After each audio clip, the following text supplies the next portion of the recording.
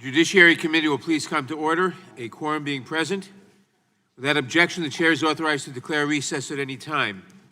Pursuant to Committee Rule 2 and House Rule 11, Clause 2, the Chair may postpone further proceedings today on the question of approving any measure or matter or adopting an amendment for which a recorded vote for the ayes and nays are ordered. Pursuant to notice, I now call up the Chair's resolution authorizing the issuance of certain subpoenas for documents and testimony for purposes of markup, and move that the committee agree to the resolution. The clerk will report the resolution. Resolution offered by Chairman Gerald Nadler. Resolved that upon the adoption of this resolution, the Chairman of the Committee on the Judiciary is authorized to issue subpoenas for the documents and testimony from current and former administration officials relating to the following. 1. The zero tolerance policy and other family separation policies and practices. 2. Detention or short-term custody of children and/or families. And 3. Discussions about or offers of presidential pardons to Department of Homeland Security officials or employees. In addition, the Chairman, as his discretion, and without objection, the resolution is considered as read and open for amendment at any point. I will begin by recognizing myself for an opening statement. Today, the Judiciary Committee will take additional important steps toward greater oversight of the Trump administration in two areas: immigration and alleged obstruction of justice. First, immigration. Over the past several months, we have held hearings and sent letters to the agencies of jurisdiction regarding a series of catastrophic and inhumane immigration policies. Many questions remain, and it is past time that we hold this administration accountable. In January, as one of my first acts as chairman, I sent letters to the then Department of Homeland Security DHS Secretary Nielsen, then Acting Attorney General Whitaker, and current Health and Human Services Secretary Azar, asking that they preserve and turn over any information and records pertaining to the development and execution of the administration's so-called zero tolerance, which really meant family separation, immigration enforcement policy, and the detention of migrants. I am pleased to say that DHS and HHS have, for the most part, complied with this request. However, in a span of 6 months, the Department of Justice has produced only a smattering of heavily redacted emails. And yet together, these documents represent the administration's most substantive response to the various immigration-related inquiries we have made this Congress. In April, we requested documents and information regarding troubling reports that the administration was considering retaliatory actions against certain members of Congress who the President deemed to be in opposition to his funding and policy priorities. That the President openly discussed this tactic on social media shocks the conscience. After sending a follow-up letter, we were told by agency officials that because these actions were never executed, there was no need for the disclosure of related documents or information. That, however, is for Congress to decide, not the administration, whether we need that information and those documents. In May 2019, along with several of my Judiciary Committee colleagues, I wrote to DHS demanding an immediate investigation into the deaths of 5 migrant children at the southern border over the last 6 months, as well as a committee member briefing on conditions in short-term holding facilities.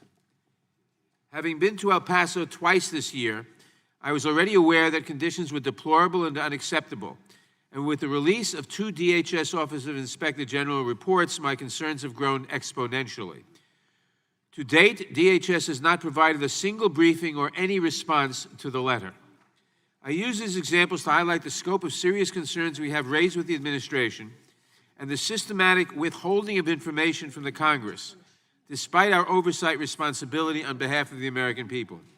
We have given the administration ample time to respond to these serious reports of egregious conduct. This committee cannot sit idly by. There must be oversight and accountability.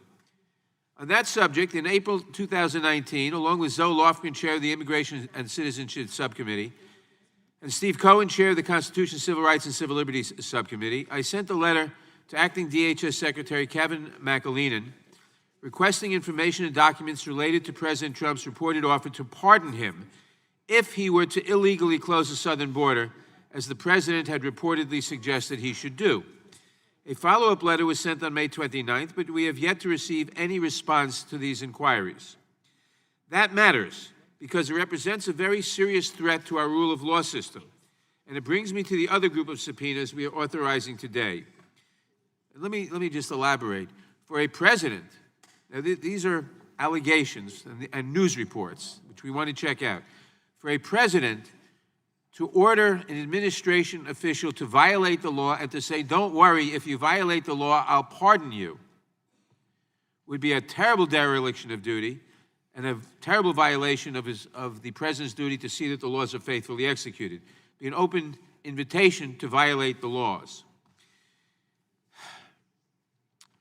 And this brings me to the other group of subpoenas we are authorizing today.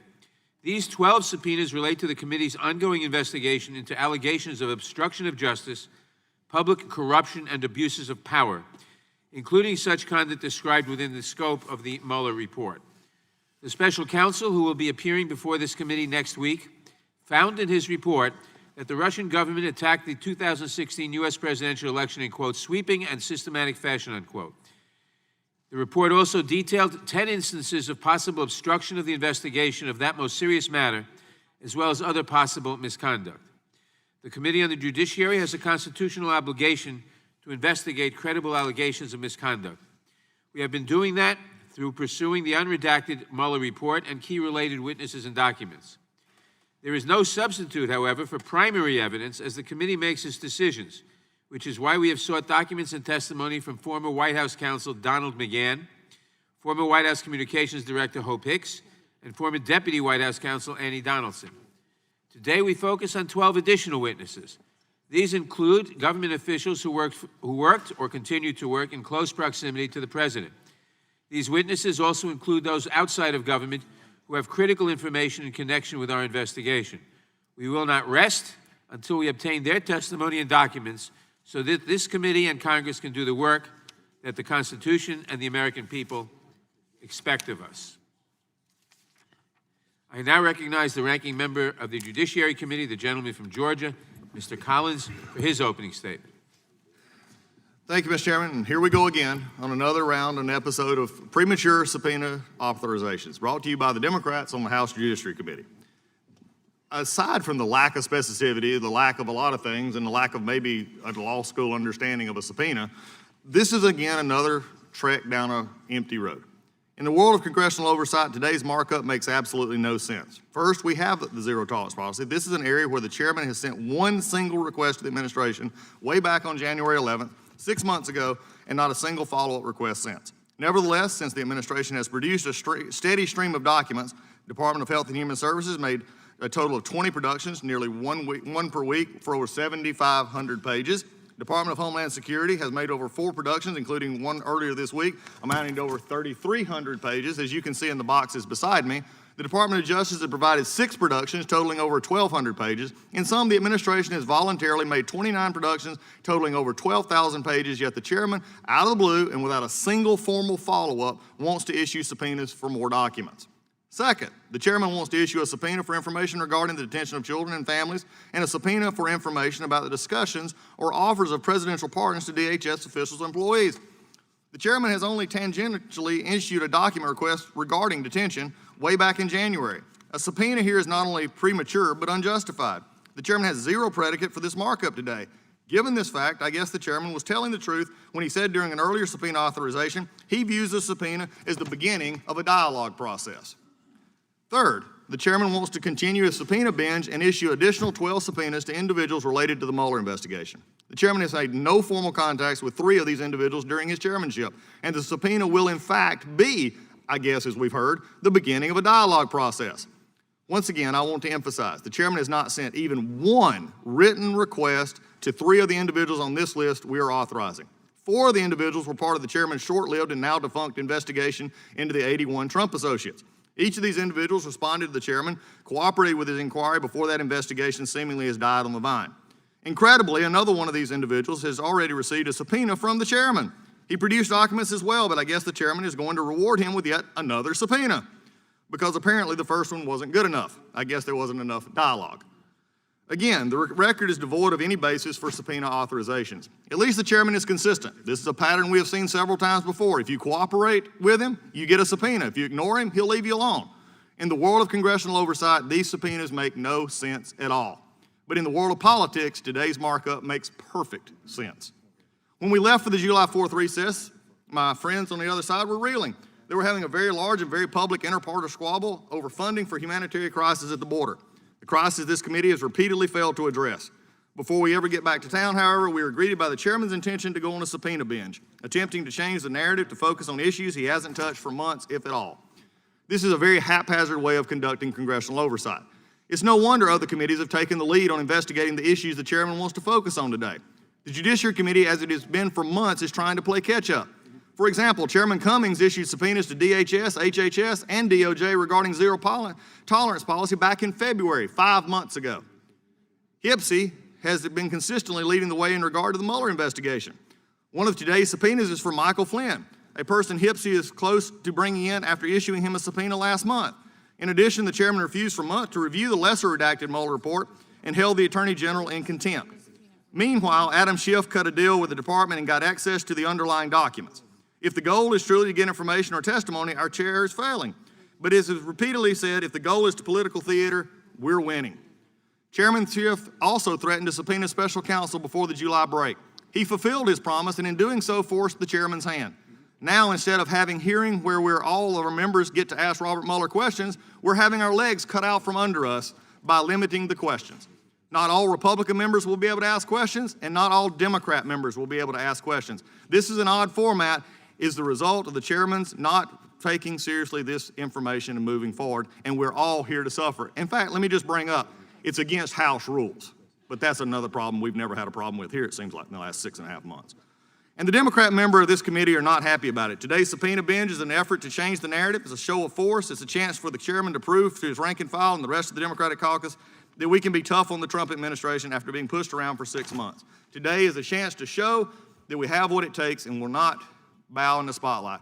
However, the truth is at this point, next week, a hearing on one of the largest, most talked about investigations in 2 years, and this committee got rolled. Intel Committee gets to ask all their questions. This committee does not. This committee gets to divide in the haves and the have-nots. We're all elected, both sides. This is a farce, especially when it flies in the face of a 5-minute rule that is conveniently being ignored. Here we go again, and as I've had to say for the past 6.5 months, let the show begin. Thank you, Mr. Collins. Without objection, all other opening statements will be included in the record. I now recognize myself for purposes of offering an amendment in the nature of a substitute. The clerk will report the amendment. Amendment in the nature of a substitute to a resolution offered by Mr. Nadler. Strike all after the resolving clause and insert the following. That upon the adoption of this resolution, the chairman of the committee... Without objection, the amendment in the nature of a substitute will be considered as read and shall be considered as base text for purposes of amendment. I will recognize myself to explain the amendment. My amendment in the nature of a substitute makes no substantive changes to the resolution and simply makes a technical revision to former Attorney General Sessions' name as stated in the resolution. Therefore, I urge adoption of the amendment, and I yield back the balance of my time. I now recognize the ranking member of the Judiciary Committee, the gentleman from Georgia, Mr. Collins, for any comments he may have on the amendment in the nature of a substitute. Thank you, Mr. Chair. I have no real comments about the amendment in the nature of a substitute, except the the broadness of this, the lack of specificity of this, the understanding of looking at it and saying, what do we want? And also, as I stated in my opening statement, we're here again for show. This committee has become run by press release when we can't do substantive work. This is not the way subpoenas are supposed to work. This is not the way congressional oversight is supposed to work. And for those of us who hope to be in the majority again one day, quit ruining it for the rest of us. Because this is not the way subpoenas are supposed to work and oversight is supposed to happen. There's been no follow-up on many of these. Some of these have never even gotten the first request for even helpful. And the ones who have responded are now getting served with another subpoena. Wow, let's keep going. I yield back. Are there any amendments to the amendment in the nature of a substitute? In that case, Mr. Chairman, move strike last word. the gentleman from Ohio. For Thank you, Mr. purposes, the Chairman. gentleman from Ohio seek recognition. Move to strike the last word. Gentleman is recognized. Mr. Chairman, despite the fact that millions and millions of taxpayer dollars and 22 months were spent on an investigation and a report that determined that there was no collusion by the Trump campaign with Russia, and the Attorney General concluded that there was no obstruction of justice, the majority continues on what clearly is a fishing expedition. Yet more subpoenas here today. I agree completely with the ranking member.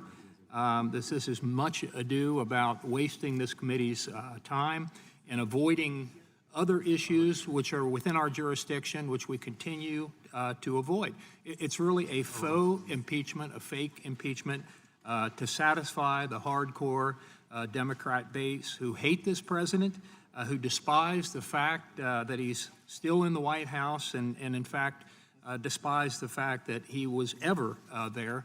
Now this committee has allowed itself, as the ranking member said, to be rolled, run over, roughshod by the Intelligence Committee. It's really embarrassing for a committee that really has had significant stature in this House for so many years.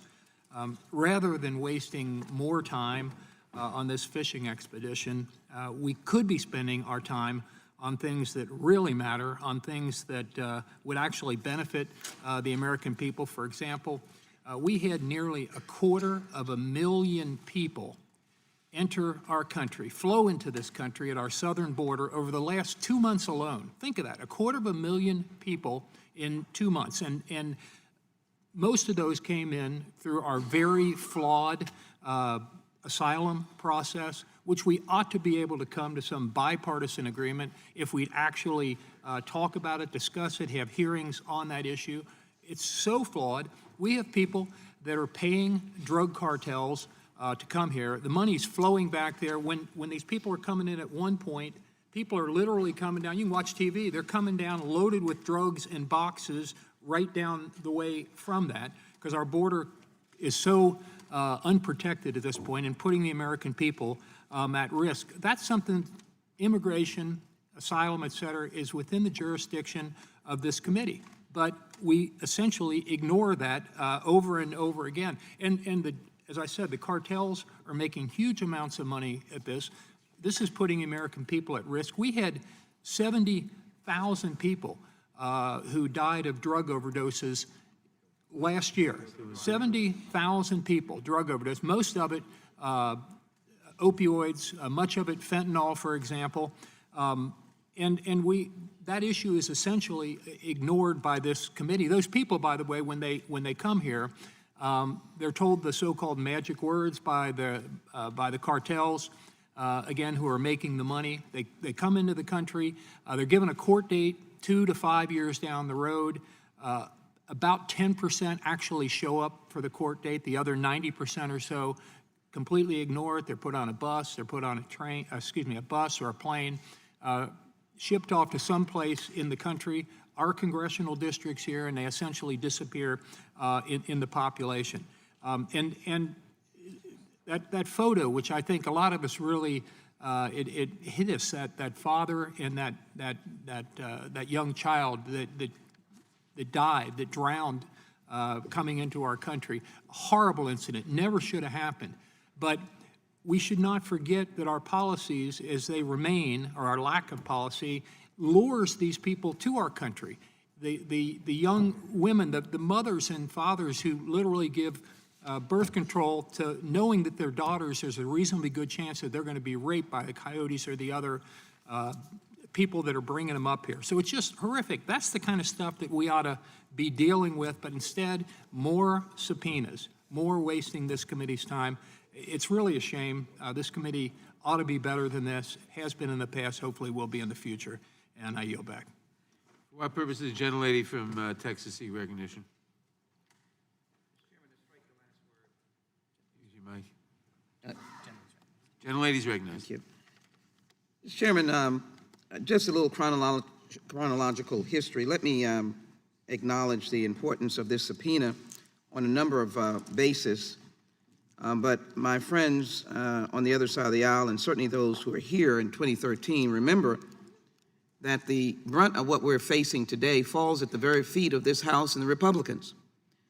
Because in 2013, there was a bipartisan bill that came to the House from the Senate, 68-32, led by John McCain. I think even Chairman Graham was on the bill, and now chairman of the Senate Judiciary Committee. And that was to address the problems of the American people as it relates to immigration. It was a pathway to citizenship. And the members of this House, Democrats, were prepared to work with the bill. We had a bill and we were prepared to work with the bill and then go to conference. But the Republicans didn't want to answer the call of the American people, fix the broken immigration system. Now, I've just come back from the border, and I can assure you that children are still being separated from their families. Children are still being housed, and the reason why they are housed as children labeled unaccompanied, because I asked the question, did they become unaccompanied because you separated them from their families? Yes, that's how they became unaccompanied. And so it is important to note the zero policy still effectively undermining what I think the American people are most outraged about, is that is the care and responsibility for these children. Now, if you go and talk to migrants one-on-one, they will tell you that, as they were told me, their son was murdered. They went to the grocery store and came back and saw their nieces and nephews drugged by someone who had broken into their house, and they had to escape with their life. These are migrants who are on the other side of the border in Juarez. The policy that the president says that is working, I have no quarrel with the Mexican government. They did whatever they had to do diplomatically. But there are no work permits. There are no facilities that these migrants are supposed to stay in. They have no guarantee that they won't be thrown out into the street because there are no places for them to stay. There's no health care. And yes, they are human beings. So it is important for us to be able to utilize our authority, our oversight responsibility, to ensure that the Flores case is adhered to, that there is a short-term custody. Now we understand that there's a massive 700 per child day private prison being built somewhere with no authority from the United States Congress, wasting money, reprogramming, taking money. But yet they couldn't take money, Mr. Chairman and Ranking Member, they couldn't take money to answer the call for toothpaste and toothbrushes. They couldn't reprogram the money in the DHS. They continued to whine about the Congress was not responding. That's not accurate. Our hearts were torn. The American people are torn. They're concerned about these children. It is crucial for us to respond to them. And then to be able to deal with the litany of individuals from Mr. Dearborn to Flynn to Jody Hunt, and Mr. Kushner, Kelly, Lewandowski, Porter, Rosenstein, Mr. Sessions, Mr. Davison, and Mr. Howard, Dylan Howard, and Pecker, to be able to continue the oversight that is the responsibility of this committee, because the American people are asking to be informed in a way that they can understand the enormity of what has occurred in this administration. We may soon hear an announcement about the census in complete contrary to the Supreme Court decision. This administration will stand up to the Supreme Court and tell them that they are not worthy of their name and begin to issue executive orders on the question of citizenship, on the census. So I don't have any doubt that this subpoena is for non-political purposes. It is for purposes of information, and it certainly is for purposes of dealing with the important question of the responsibility of this Judiciary Committee. And finally, I would argue the point that Office of Pardons and questions regarding Homeland Security officials are important, inasmuch as, Mr. Chairman, they are announcing raids that are going to frighten everybody and maybe put everyone in danger and separate more children from families again. I think that it is important that we move forward with this resolution for subpoena. With that, I yield back. For what purpose does the gentleman from Texas seek recognition? Strike the last word. Gentleman is recognized. Thank you, Mr. Chairman. Very quickly, since this is about the subpoenas, let me just first respond.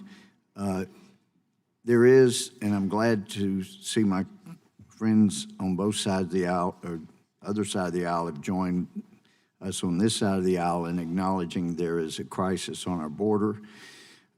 We have been battling while in the majority. We had a few join the Democrats that didn't want to secure the border, but the failure to secure the border is what has caused this crisis. The failure to, the promises of legalization, amnesty, better living conditions, all these kind of things have continued to lure more and more people here. Now, if we didn't have immunity in Congress, then you could have the survivors of those who have died trying to get here, or the hundreds of thousands potentially that have been personally harmed, raped on the way here, maybe millions.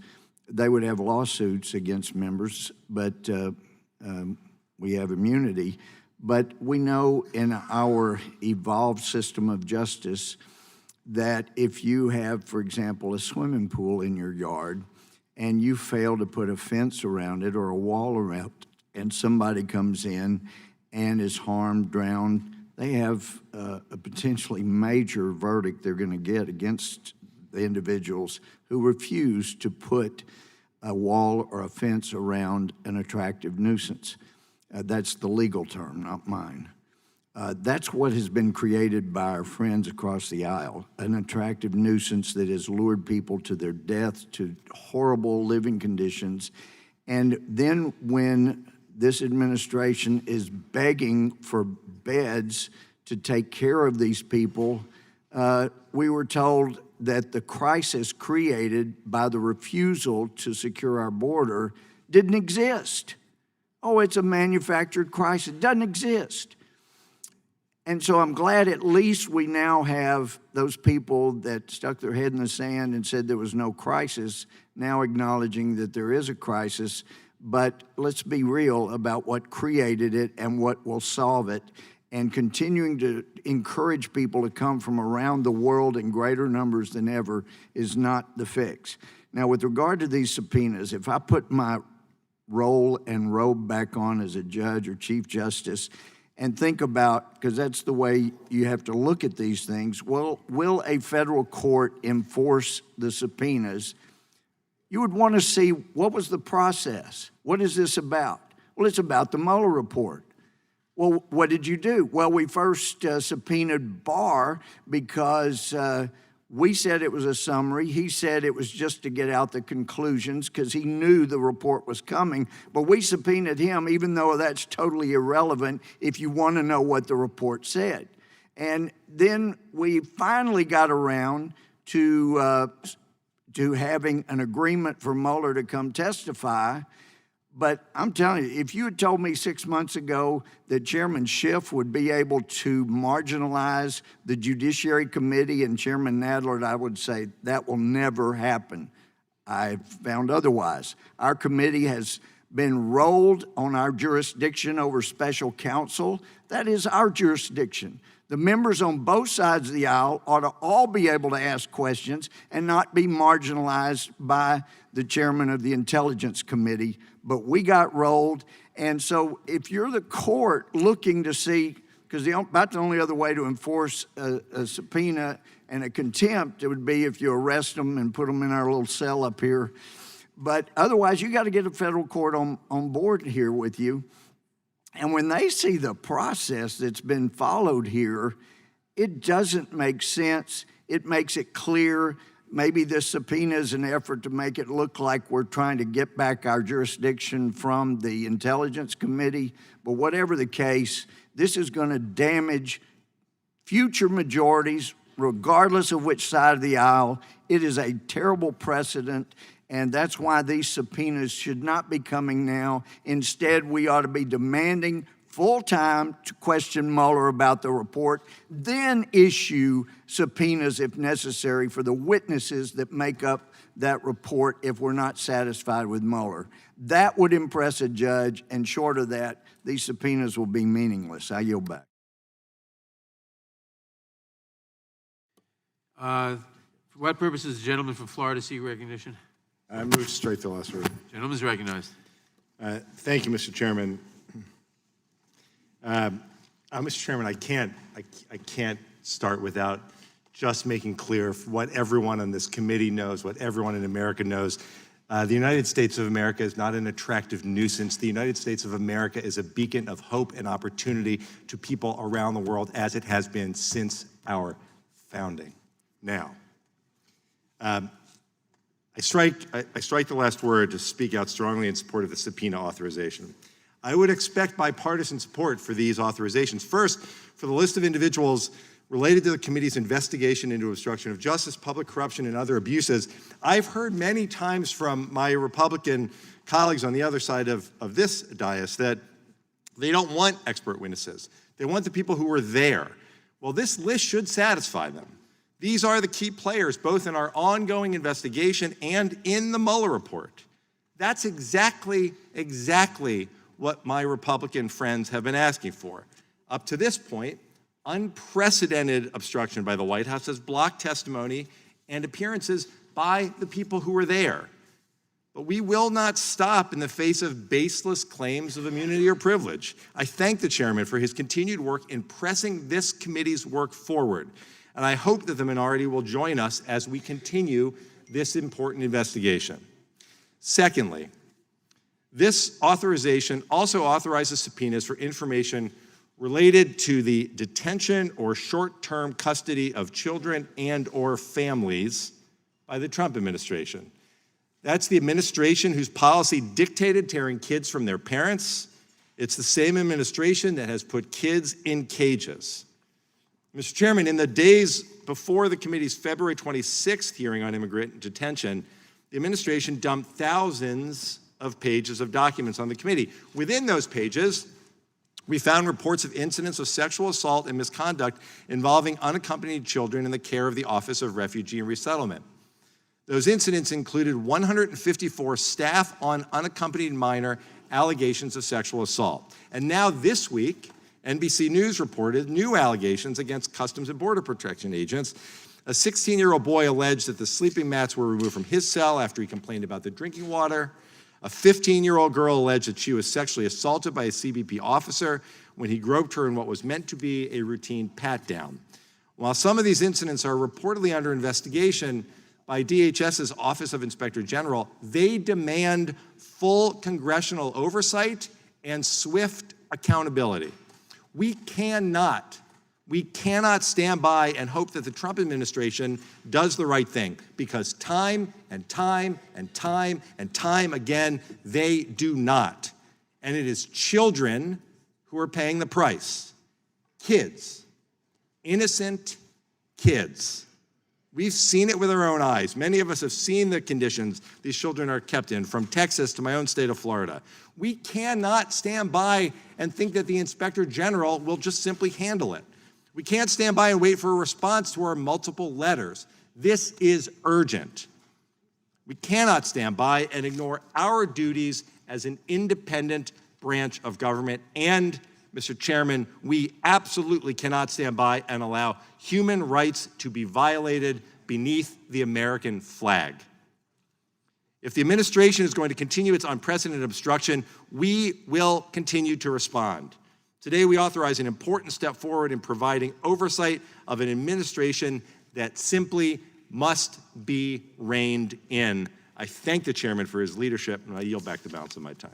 Mr. Chairman. Gentleman yields back. For what purpose does the gentlelady from Arizona seek recognition? Thank you, Mr. Chairman. I move to strike the last word. Gentlelady is recognized. You know, Mr. Chairman and members, I am absolutely disgusted by the obsession that is going on here of trying to undermine the President of the United States. And, you know, and then to hear that, you know, we're not doing, the Republicans aren't doing anything about immigration. Are you freaking kidding me? I mean, we have immigration bill after immigration bill that members have submitted and are in front of this committee that have not even been heard that could help solve this problem. And then I'm really irritated that next week we're going to be questioning Robert Mueller, and I don't even get a chance to question him. This is just plain wrong. I've been elected just like anybody else here, and for the leadership in this committee to decide that only certain members, and there's only time for certain members to be questioned, even on your side of the aisle, is just plain wrong. And I yield back my time.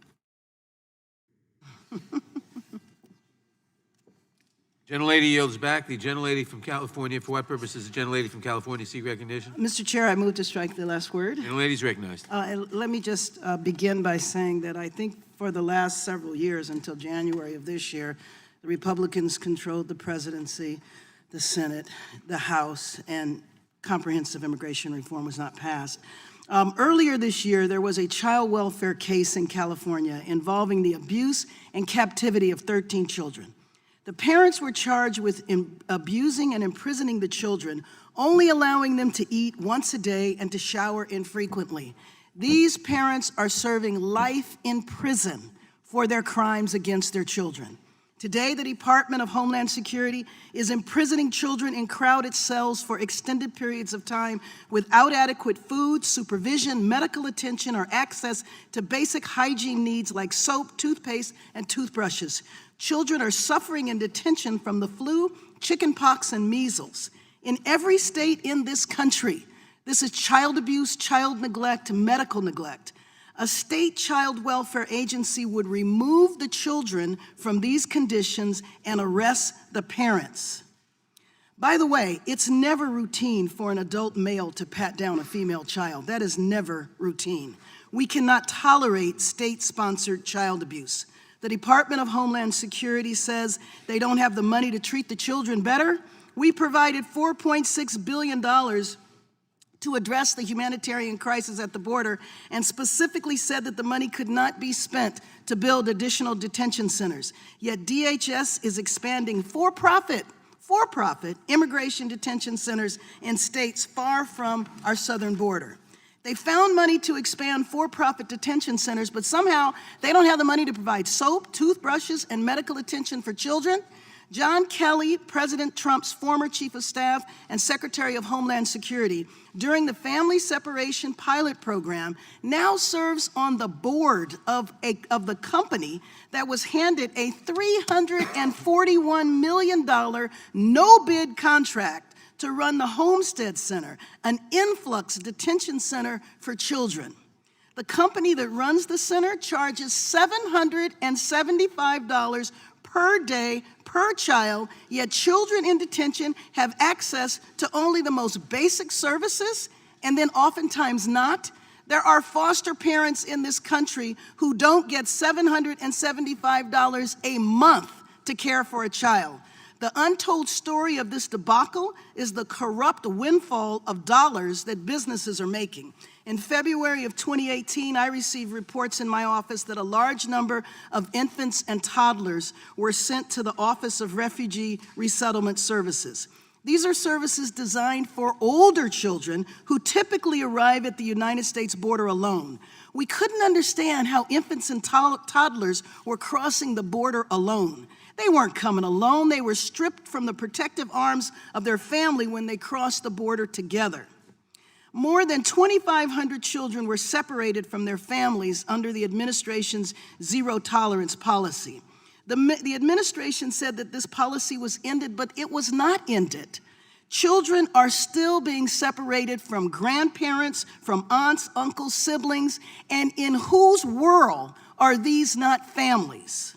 It is a lie that the administration ended this policy of breaking up families. This is about punishing children and families so they can send a message back to their Central American countries to not come to the United States. CBP agents don't have adequate training to determine whether a child is abused, and there are no clear standards for what criminal convictions constitute a danger to a child. There is no due process and no judge to determine the best interests of children at the border. We are using law enforcement to address a humanitarian crisis. I have been to refugee camps in South Sudan and Uganda. Children are never separated from their parents. What is going on at the border is an embarrassment to our nation. There is a crisis at the border, a crisis that has been fueled by an administration that refuses to address the root causes. Why do people leave their countries? Dollars should go to help the Central American countries, not cut aid. We need these subpoenas to get all the facts about family separation policy and to get the facts about how agencies are awarding contracts. The administration hasn't responded to our letters, And we now need subpoena authority to end the unconscionable treatment of children, immigrants, and asylum seekers. Thank you. I yield back my time, which has expired. I thank the gentlelady. For what purpose does the gentleman from California seek recognition? Move to strike the last word. Gentleman is recognized. Thank you, Mr. Chairman. The hypocrisy in this room today is staggering. To accuse the dedicated men and women who serve our nation in the Border Patrol as child abusers is simply despicable. They are doing everything they can under the most difficult of circumstances to provide for the needs of these children who have been brought here illegally, in large part in response to the promises of free health care, free legal representation, even being shielded from deportation after committing crimes in this country. To equate our Border Patrol to child abusers, I think just goes beyond the pall. And to hear claims of kids in cages under Trump. I'd bring to the majority's attention the report yesterday in the New York Post, which pointed out the Democrats on the House Oversight Committee sent out a pair of tweets Wednesday and earlier this month with photos of migrants sleeping in a detention center to publicize an immigration hearing in Capitol Hill. Just one problem. The pics were snapped in 2014 during the Obama administration. The Dems deleted the two messages and claimed it was an error. I think a lie would be more appropriate. Mr. Chairman, this is a committee that has been chaired in the past by giants of our history, men like James Buchanan, Daniel Webster. When we speak of an abuse of power, I think the real abuse of power is right here before us today. 12,000 pages of material have already been produced for this committee. I wonder if we've even read them. 3 of the 12 subpoenas are of people for whom we have not requested any information yet whatsoever. When the subpoena process is abused to this extent, it cheapens the moral and legal authority of all subpoenas of the House and the moral standing and authority of the Judiciary Committee that it may well very need to summon in the future. In fact, I think our stature has already been diminished and compromised. We've seen that already, the dramatic truncating of our legitimate authority to question the special counsel. This committee has already been eclipsed, I think precisely because of the way it has comported itself, and that's obviously a decision that's been made by the Democratic leadership. The executive and legislative are separate and co-equal branches. They cannot interfere with the internal functions of the other, and the frivolous and indiscriminate abuse of the House's subpoena power can only be interpreted as an attempt to interfere with the executive's function by tying down key officers with unlimited demands to produce paperwork. And this is not a new issue. Congress has tried to do the same thing to Truman, Eisenhower, Johnson, Carter, both Bushes, Clinton, and Obama, with the same results. And the courts consistently backed the presidency. The Congress even tried to subpoena Truman and his subordinates after they left the White House, and the courts said the same immunity applies. If this is an impeachable offense, then I think every president since I was born would have been impeached. Many of the, I think the Democrats on this committee are suffering from what the Air Force calls target fixation. That's the phenomenon when pilots focus so much on the target that they fly their plane into a mountain. Many of their candidates in Trump districts ran as self-described problem solvers. Instead, I think people are seeing they're not problem solvers, but troublemakers, and they're the ones who are going to be most likely held to account. The first calls for Trump's impeachment came 1 week after the 2016 election. Our chairman was caught openly plotting impeachment just days after the 2018 election put him in charge of the Judiciary Committee. Mr. Chairman, democracy depends on the willingness of all sides to accept the result of an election. And that didn't happen this time, and that's a very dangerous phenomenon in a nation like ours. And meanwhile, the violent crime rate's rising. We have a crisis on the border, all matters that are under the jurisdiction of the Judiciary Committee. and all matters that have been unaddressed by the Judiciary Committee. In fact, to make matters worse, we just passed 3 bills out of committee last month to grant amnesty for millions of illegal aliens already in our country, which is sure only to attract more to attempt the dangerous and illegal crossing into our southern border. Would the gentleman yield for a moment? I'm Would the happy gentleman to yield for a moment? all of the time that Would I the have gentleman yield remaining. for a moment? Thank you. I just want to agree with the gentleman that this committee has in the past been chaired by giants, but I would hardly consider James Buchanan among the giants. Gentlelady, I thank the gentleman for yielding. The gentleman's time has expired. For what purpose does the gentleman from Washington seek recognition? I move to strike the last word. Gentlelady is recognized. Thank you, Mr. Chairman. June 10th, 2018. That's almost 13 months ago, and that was the day that I became the first member of Congress to talk to family members who had been separated from their children.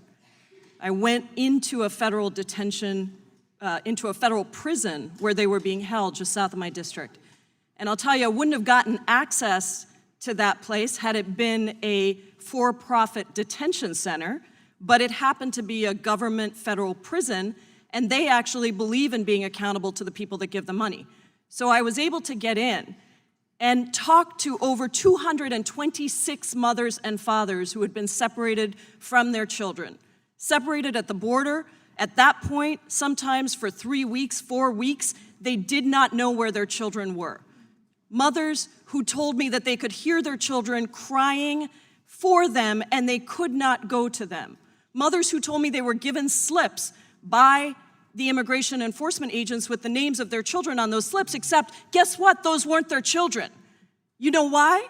Because the immigration system, because the entire Health and Human Services system, nobody knew whose children belonged to whom. Nobody had kept track of them.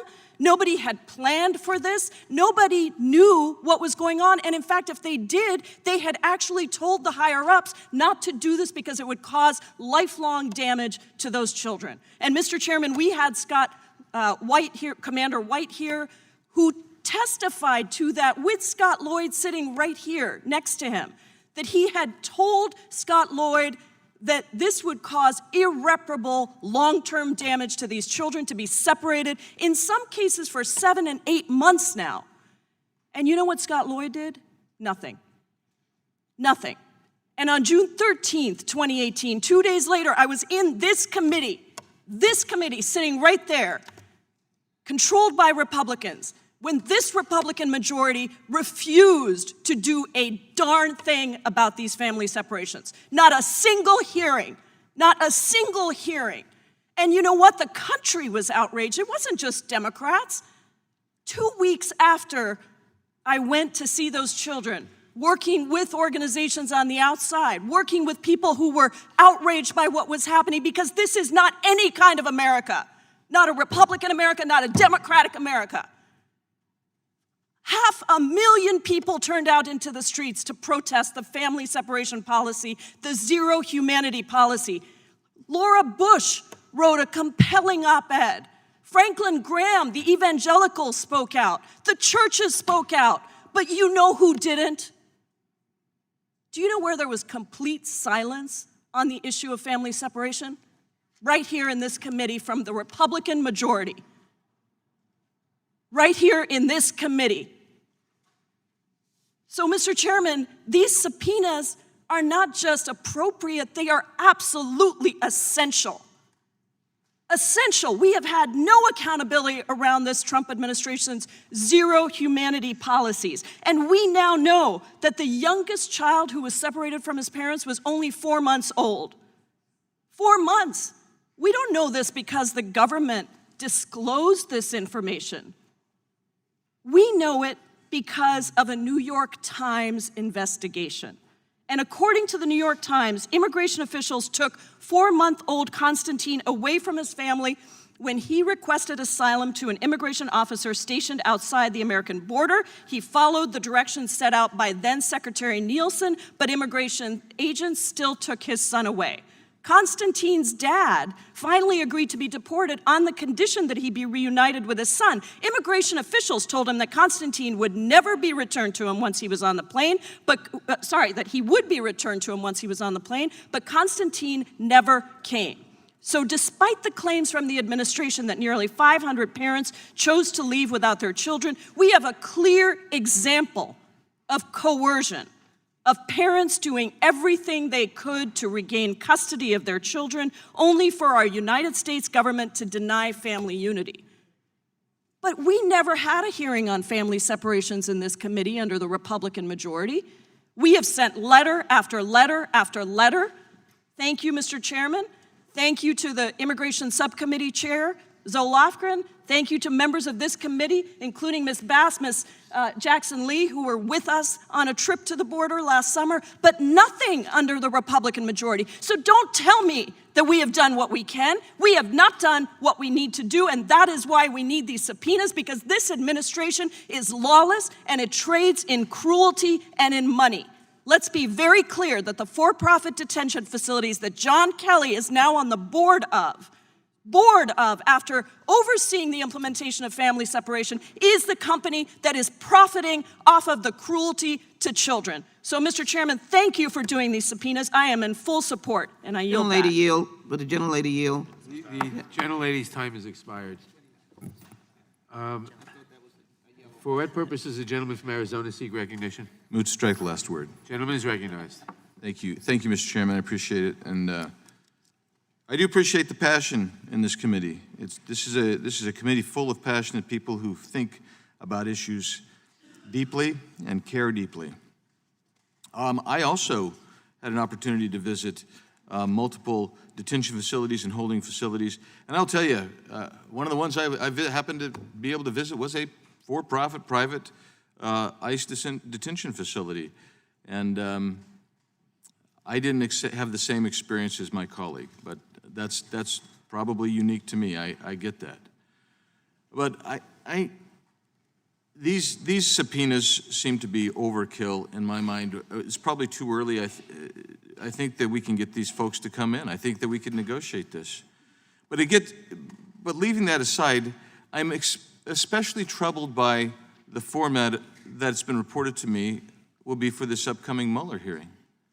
So if we start 8 to 10 minutes late for that hearing, if we only have 2 hours, and then we're going to cede it over to the Intel Committee, Mr. Chairman Schiff, who's apparently running this in some respects, if we start 8 to 10 minutes late, as we did this morning, that will lop 2 people off who won't be able to ask questions if we adhere to the 5-minute rule.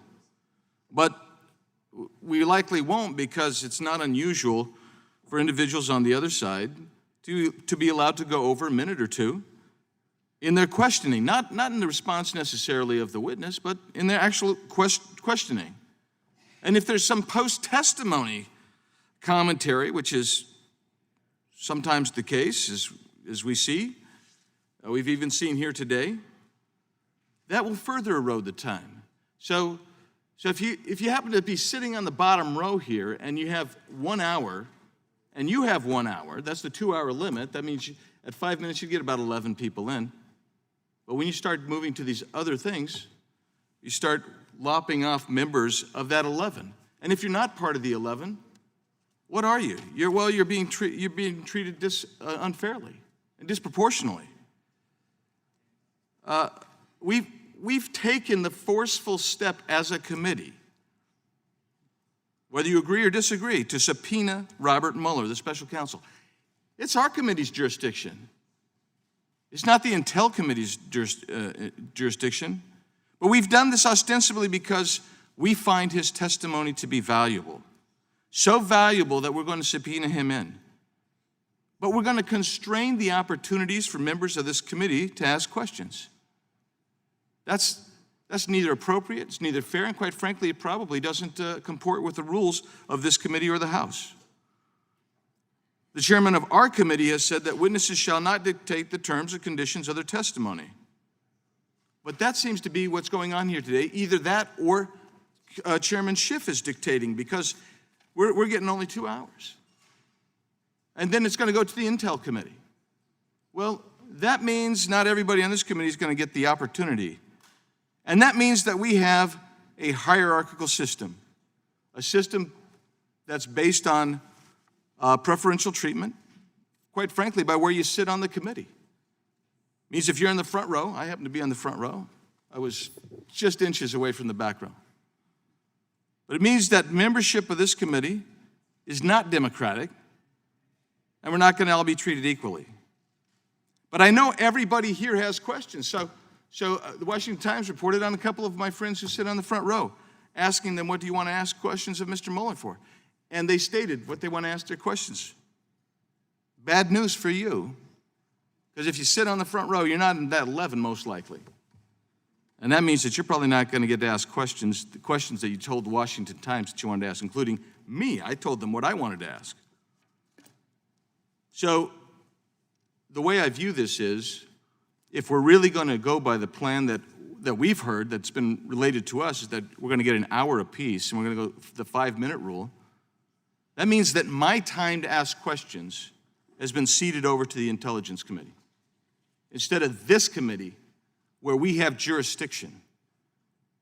And that is really, really wrong. This is a committee that has a long and storied history, and we are undermining it by that type of session to the other committee, and by not allowing us to adhere to the rules, the 5-minute rules, so everyone gets to ask questions. That I yield back. Gentleman yields back. For what purpose does the gentleman from Colorado seek recognition? Move to strike the last word. Gentleman is recognized. Thank you, Mr. Chairman, and with great respect to my colleague on the other side of the aisle, I will say I'd like to bring this markup back to the fundamental issue before the committee, which is these critical subpoenas that we are poised to authorize on the administration's dangerous and disastrous zero-tolerance and family separation policies. That's why we're gathered here in this committee room today, and I share the concerns and empathize with the frustrations of my colleague, Representative Jayapal, who I thought articulated the sentiments of people in my district and in my state very effectively. I think many of my colleagues here on the committee know that I, like many others, am the son of immigrants, that my parents were refugees from East Africa. And so I understand the importance of immigrants to our communities and of the often difficult circumstances that have led many to seek shelter, refuge, and a home in the United States. And for some, coming to the U.S., it is a desire, and for some, it's a need. And regardless, immigration has certainly made our nation stronger in countless ways. And so I share the outrage by the continuing stories and the horrific images of the inhumane conditions immigrants at our border and at detention facilities across the country have been subjected to. We have heard deeply concerning reports over the last several weeks of children being housed in unsanitary facilities, sleeping on cold, concrete floors without proper medical care, toothbrushes, soap, windows, or proper nourishment.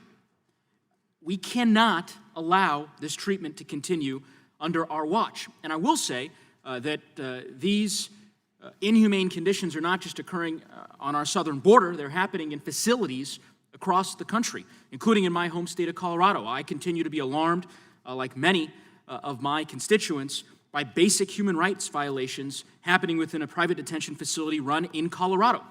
GEO Group is the largest private prison company in the United States and holds immigration and custom enforcement contracts to operate immigration detention facilities across the country. And as we have heard from my distinguished colleague, Representative Bass, and many others in the committee today, these private facilities benefit from limited oversight, and they operate under a financial interest in which they receive fixed payments from the federal government per individual. So the incentive is monetary, not the health and dignity of individuals. And so we see the result of that broken and absurd system when you have, at the facility that I mentioned in Colorado, subpar medical care and use of restraints on folks in solitary confinement, even Department of Homeland Security's own investigators raising various issues about the facility itself. And by the way, that's why I also believe this committee should hold a hearing on detention facilities, including GEO Group in particular, and why I support Representative Jayapal's Dignity for the Detained Immigrants Act, which would end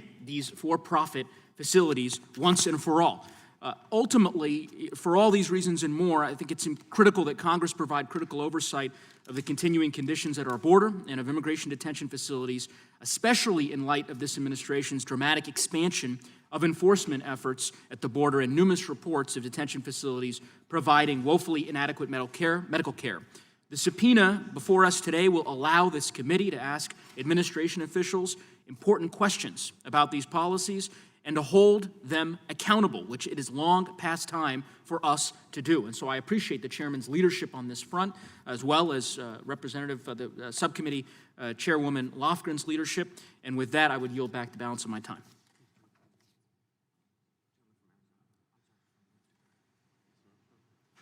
Gentleman yields back. For what purpose does the gentleman from North Dakota seek recognition? Move to strike the last word. Gentleman's recognized. And with all due respect to my friends on the other side of the aisle, not all these subpoenas are for zero tolerance policy. So we are talking about that. And we're talking about Jared Kushner, David Pecker, Rod Rosenstein, and we know full and well those aren't for those. So we have spent over 2 hours in hearings arguing about whether the Attorney General can be held in contempt for not violating the law. We've spent over 2 hours in these hearings talking to John Dean and 3 cable news pundits about whether there's obstruction of justice. We've spent 2 hours, over 2 hours in this committee talking about a bipartisan solutions to the Mueller report, which changed, the nature and the testimony brought to the hearing changed the day before. But we're gonna spend 2 hours and nothing longer talking to the guy who wrote the report. I joined Ranking Member Collins very early on saying, let's bring in Bob Mueller. He's the one who wrote it. Let's deal with it. Let's go through that. Let's have all of that. And now we've been dealing with these circus sideshow hearings for months. And we've been doing it constantly. And it's not because any witness that has been in front of those tables has had anything substantive to add to what has gone on in this report. It is a narrative. It is a messaging hearing. We've done them over and over again. And I've sat through every one. I try to be in my chair as much as possible. I try to contribute to the committee as much as possible. I find out this morning that next week, I have my constituency has no voice in this hearing. None. Not a single voice. I'm not going to be able to participate. And I'm not here to whine and kick dirt. Quite frankly, I don't think people sent me to Congress to whine and kick dirt. But I think it's unbelievably disrespectful to every member of this committee, and I think it's unbelievably disrespectful to my constituents to put those kind of parameters in place. So with that, I would kind of end on a question, and if we are gonna limit the guy who wrote the report to 2 hours of committee time, I'm hopeful that we are considering limiting all of these hearings we have with these subpoenaed witnesses to 2 hours of time, because if we're not going to spend more than 2 hours dealing with Bob Mueller while he's here in our committee, then I don't think we should be spending more than 2 hours dealing with any of his underlings that we're trying to pull in front of the committee for another sideshow. So with that, I yield back. Or yield to the ranking member. I thank the gentleman for yielding. You make a great point. I mean, we had Hope Hicks for 8 hours. Hope Hicks for 8 hours on transcribed interview. I'm still waiting to hear from the chairman how he plans to get around the fact that we're breaking and violating the rules on the 5-minute rule and only limit it to 11 people. I guess they're gonna pull that magic, oh, we're gonna adjourn. That's not right. It's not right to your members. It's not right to this member. This committee got rolled, let's admit it. And we're in a position now to where you got members on our dais, you got a lot of members on your dais that I can see they're excellent attorneys that would ask great questions.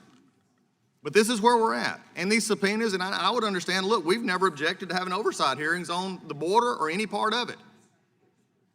This is the prerogative of this chairman. You could have these, and you're having some more next week, and there was no need for subpoenas there.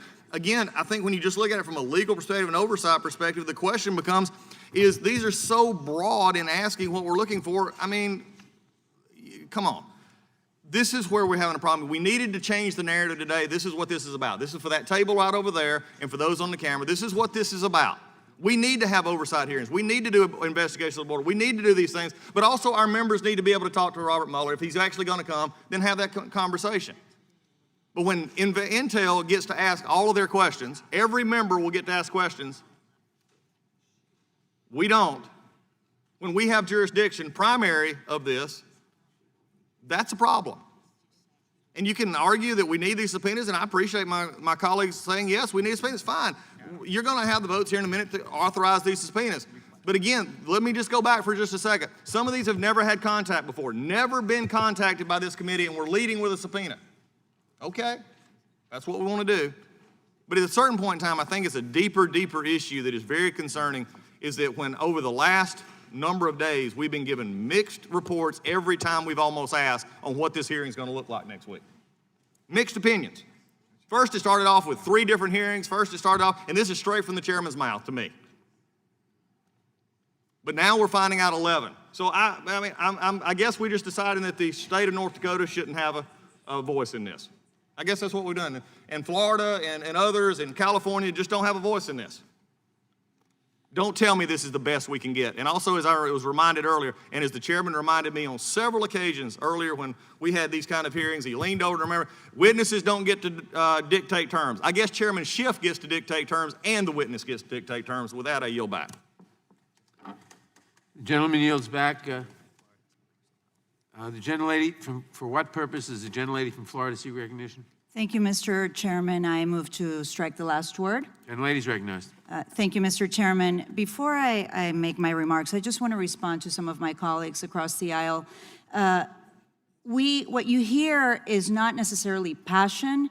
When you hear us voicing our concern for children being detained, it is outrage. Outrage that so many of our colleagues refuse to stand up for what is right and instead try to use the criminalization of immigrants to score political points with your base. And that is something that is just a very low point in our government.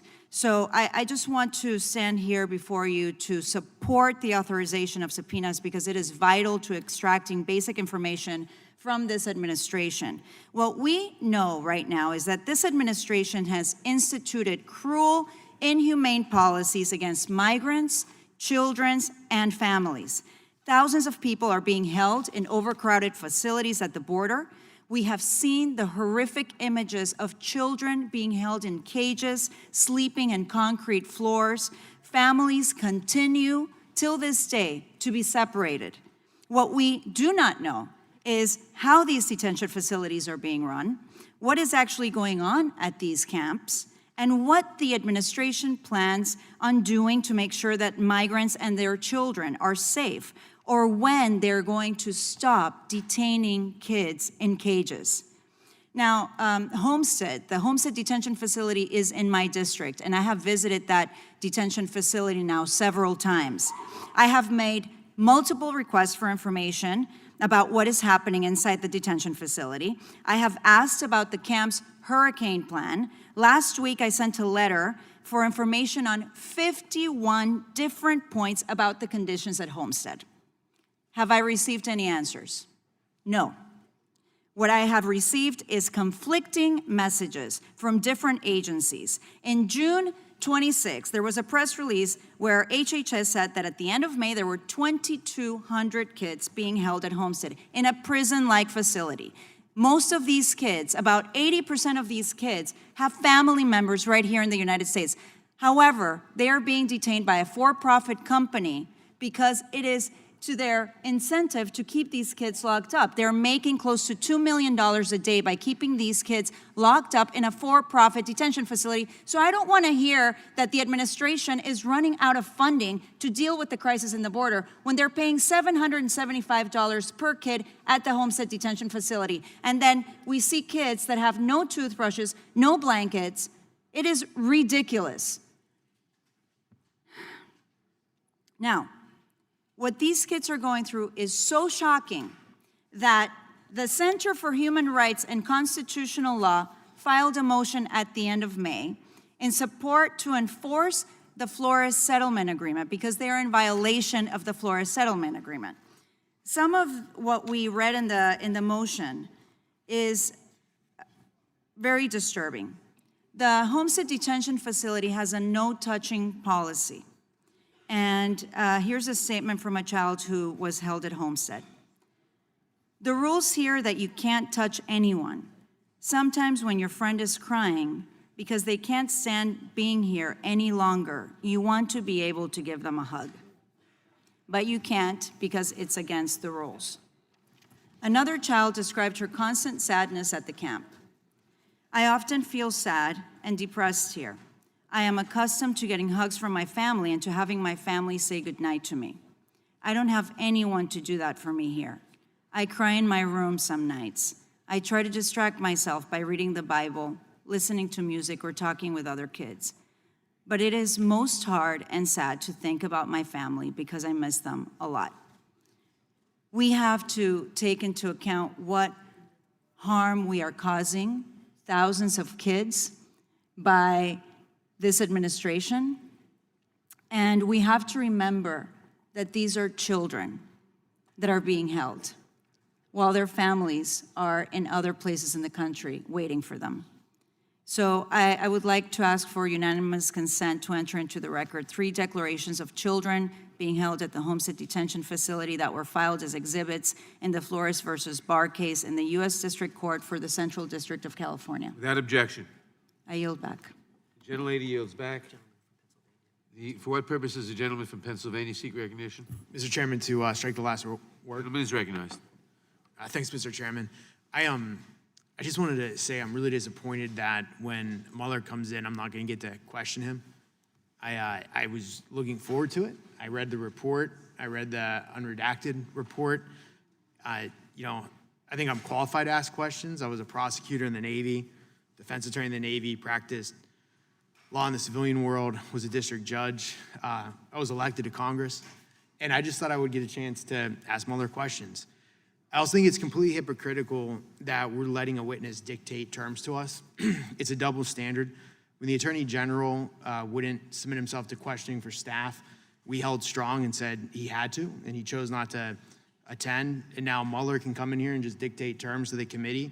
I think it makes us look weak. And again, I think it's inherently unfair that I don't get to ask Mueller questions. So with that, I'd like to turn it over to the ranking member, Doug Collins. Thank you. The district in Pennsylvania is absent from the table next week because of the agreement made by the majority. Again, as we continue this down this road, it's been interesting though, and I agree with a lot of the discussion. I've said this before, and nobody on our side has disagreed about having oversight here, and we're having them again next week. We're having one on 5:30 Monday, and everything that I've seen, we didn't have to subpoena them. The Inspector General showing up. It's called asking. From an attorney perspective, it's called asking and trying to work with it. That's the way oversight works. And I mean, we've been given some letters that supposedly were CC'd. We don't remember the letters. So I mean, we're just continuing to find out that there's been not a lot of contact, and especially there can be no doubt that some of these on the list, especially the names, have never been contacted for the first time. But we're going to lead with subpoena. Again, let me just reiterate, this is about the table to my right in the press because they have to change the narrative. The narrative was awful going out, and now we're trying to change the narrative to reclaim what should be our complete jurisdiction, and we've just let it go because now Intel gets to do what they want to do, Chairman Schiff gets to tell us what we want to do, and that's just a problem. And there's been no discussion about that. But also it's been interesting, as we go forward again on immigration and discussing this, there are things that we can do. There are things that we can work on. It would have been nice yesterday to actually have had a bill that many of us agree on, and I reluctantly voted no on it because I wanted this to actually happen. But if we'd have had a markup on it, it would have happened. And even if it had 300 and something co-sponsors on a caps bill to remove those caps, I'm all in favor of. When you go to the actual agency that's going to put this out, they say it's not workable. It was pointed out to the majority that this was an unworkable bill in many cases, and they knew this. They chose to ignore it because they had to get the bill out. A simple discussion could have happened. A markup, we could have had 400 votes. Instead, we choose to put out something and basically be dishonest with the tech community and some of the other country communities that we're actually passed a bill yesterday that would actually help them. It won't help you because it will not work. We want to put a bill that actually will work. But anyway, that was the bill yesterday on the floor that we worked on. I wish we could work on it again. Hopefully the Senate will see the error in some of this and we can work on it again, and hopefully that we can come back, we can all vote for it. But again, the problem we have here is I want to yield back to the gentleman from Pennsylvania. I appreciate his time. But again, I'm sorry that you're not going to get to ask questions next week as we go. Will the gentleman yield? I yield back. Thank you. I yield to my colleague. Yeah, thank the gentleman from Florida. for yielding. And just to go over what's happening here with my colleagues in the majority, many of you House Judiciary Democrats have spoken up in favor of impeachment, and your speaker doesn't support impeachment. And so what she's done is she's turned other committees on you. You know, there was the reporting that came out of your conference meeting where she was saying, well, what are you going to do? Send Elijah Cummings home? What are you going to do? Send Adam Schiff home? And so what she's done to try to block your access, to try to go about your impeachment endeavor, is she's taking the time away from the bottom row of the Judiciary Committee and giving it to the Intelligence Committee. Because if you centralize the activity in the Judiciary Committee, it accelerates the argument that Chairman Nadler and many of you have made to the Speaker in your various conference meetings about how you have to do this. So I just want you all to know what she's doing to you. She's dividing the committee. She's giving your time to Intel. And, you know, we just think that that's a bad precedent. We disagree with impeachment, but it's bad for the committee, whether you're in the majority or we're in the majority, for the committee to be functionally defrocked by Intel and then doing so in a way for the Speaker to kind of maintain some tension among your caucus. So I hope you guys get it sorted out. I yield back to the gentleman. Would gentlemen yield to me one last time? Thank you. Yes, I yield. And then just finishing up here, it's really interesting now. Now they're really excited about this because we're upset about it as well. And now maybe they can go use this leverage to try and get something else. Again, it's not the way you do business. You've already noticed the hearing, by the way. I yield. Gentleman yields back. For what purpose does the gentlelady from Texas seek recognition? Thank you, Mr. Chairman, for holding this important markup. Does the gentlelady seek to strike the last word? Oh, I'm sorry. Yes, seek to strike the last word. Last word is duly struck. The gentlelady is recognized. Thank you, Mr. Chairman. This is a very important hearing, and these subpoenas are critical to our ability to perform our oversight function. And for me in particular, these subpoenas relating to the zero tolerance policy and what's happening on the U.S.-Mexico border are especially important. As you all know, I represent El Paso, Texas, which has been ground zero for many of the Trump administration's policies of cruelty. And those policies include child separation, child detention, and they have resulted in child deaths. We have had children dying in American custody for months now. One of my colleagues just a little while ago was complaining that she perceived us as trying to undermine the president. Absolutely, absolutely. Child detention, child separation, child deaths, we are absolutely trying to undermine that. And the only way to get to the bottom of this abhorrent behavior, of these hateful policies, is by shining a light on them. I want to thank so many of my colleagues who have been to El Paso on congressional delegation visits, colleagues who've been to Homestead on congressional delegation visits. We have an obligation to get to the truth. We have an obligation to expose what is happening in the name of the U.S. government. And with regard to the subpoenas that will help us get to the bottom of Russian attacks on our democracy, Russian attacks on our country, foreign meddling in our elections, and the cover-up intended to make sure that that meddling and that those attacks don't get exposed, it's about time that we get these subpoenas. It's about time that we get this information so that we can protect our elections, so that we can protect our country and the American people against all enemies, foreign and domestic. Mr. Chairman, thank you. I yield back the remainder of my time. The gentlelady yields back. For what purpose does the gentleman from Virginia seek recognition? Move to strike the last word. Gentleman is recognized. Thank you, Mr. Chairman. I figured that I better speak now because I'm not going to get to speak next Wednesday. And it is unfortunate. I'm going to speak on behalf of the whole front row here. I do think it's very disappointing that our time is being given to the Intelligence Committee. There's only one of us who's on both. I commend the gentlelady for being on both. She's going to get to ask questions. But I hope that she's going to get to ask her questions because I'm not going to get to ask mine. And I'd like to be able to ask mine because I have quite a few. I was in my district over the weekend, town hall meetings, and those questions were asked by my constituents. What questions are you going to ask Robert Mueller? And I have several that I'd like to ask, and they're not funny questions. They're very serious questions. But because of the decisions of this administration, I'm not going to get to ask my questions.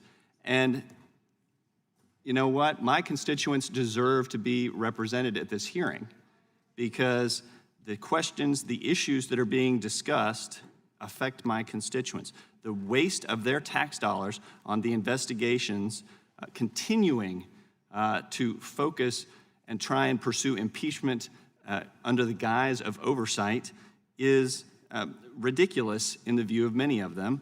And after the special counsel found that there was no conspiracy between the Trump campaign and Russia, this committee continues to try and make that case. So I have a lot of questions for Mr. Mueller about when he determined that there was no conspiracy between the Trump campaign and Russia. There's a lot that's not in the report that we know about. I want to find out the answers to those questions. And yes, I want to also, under the issue of immigration, try and fix the problems that are at the border. I am very glad that finally this House took action and passed aid for the humanitarian crisis at the border because this president was calling for an aid package back in May. And this House did nothing to pass legislation until just a few weeks ago when, after there was a bipartisan bill that came over from the Senate, this House determined that they were going to pass a partisan bill out of the House and delay that aid for that humanitarian crisis. And it was only after this majority and this speaker realized that that was going to further delay into the July 4th recess, into July, possibly into August, and after August, before any kind of conference could be convened and worked out with the Senate-passed bill, did the speaker yield and pass the Senate-passed version. I'm glad that they did. I was proud to vote for it because aid is now being delivered to the border to assist in that humanitarian crisis. I've been saying since day one that there is a humanitarian crisis on the border. Many of us on this side have been pleading with the speaker to take action in a comprehensive way to address not just the humanitarian crisis, but the enforcement of our borders, which is an emergency. Thankfully, the president declared an emergency at the border. Long before anybody on the other side acknowledged that there was an emergency, we have testimony from folks on the other side ridiculing members of this side of the aisle for declaring an emergency at the border, mocking.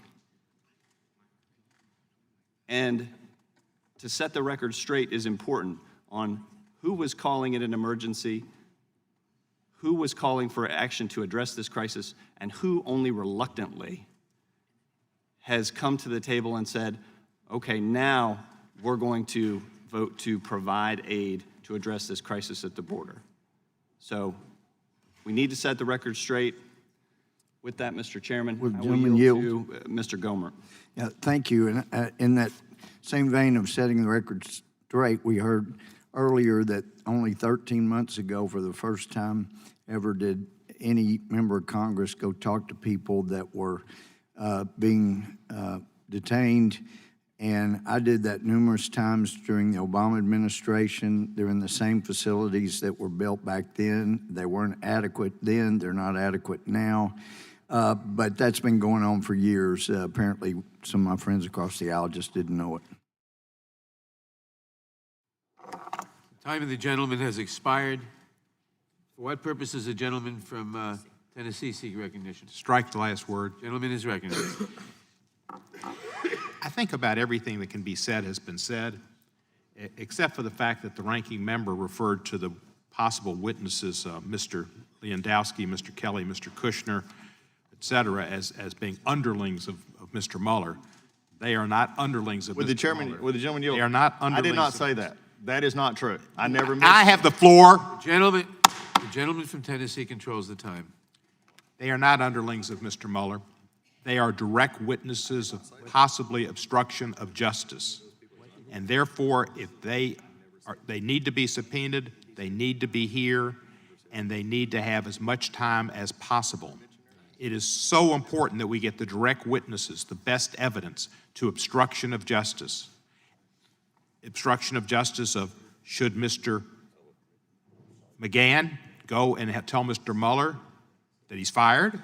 Direct witnesses of people who might have gone to Mr. Sessions and said, unrecuse yourself. Direct witnesses of people who might have had knowledge of Mr. Trump dictating a note to say, I'm the greatest ever, and Mr. Sessions should limit this work to simply what happened in the next election and not my election. Direct evidence of Mr. Pecker and buying the silence of Ms. Stormy Daniels. Direct evidence of obstruction of justice with Mr. Pecker being able to tell us about possibly Miss August and what happened with her and why they paid her off after the president said, I know nothing about this, I have never heard of this, I'd never paid any money, I've never heard of these people, et cetera, et cetera, et cetera. So they're not underlings, they're direct witnesses to crimes that this committee has a responsibility to oversee and bring forth if they do exist to the American people. And Mr. Mueller will do that too, because he had 4 or 5 instances of obstruction of justice minimum where all 3 elements were met, and but for the opinion of the legal office in the Justice Department that the sitting President of the United States cannot be indicted for a crime, he would have been indicted for a crime. He would have been just as he is in New York State, number 1, and he would be with Michael Cohen. He was an unindicted co-conspirator. And we've got that situation. And as far as the border, there's issues.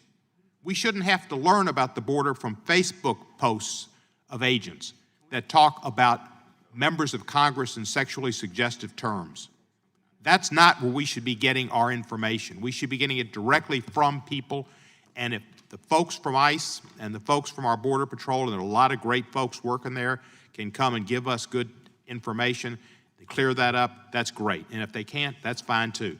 Mr. McClintock's right, there are good people working there, but it's not going to hurt to have them testify because there's been a lot of information that says otherwise, and there's a lot of information about inhumane conditions at the border. So these subpoenas should be issued. We should do our job, which we did not do when the Republicans were in charge. We did no oversight. The only oversight they really did was Benghazi, Benghazi, Benghazi, Benghazi, Benghazi, Benghazi, Benghazi. So I appreciate that, and I yield Would the some gentleman time yield? to the chairman. I know You don't. And I yield to Ms. Escobar, and I'm going to go to the border with her on August 1st, and I think it's great what you're doing, and we need to go see it for ourselves. And I yield. lady from Texas. Thank you so much. Thank you, Mr. Chairman. Thank you, Mr. Cohen.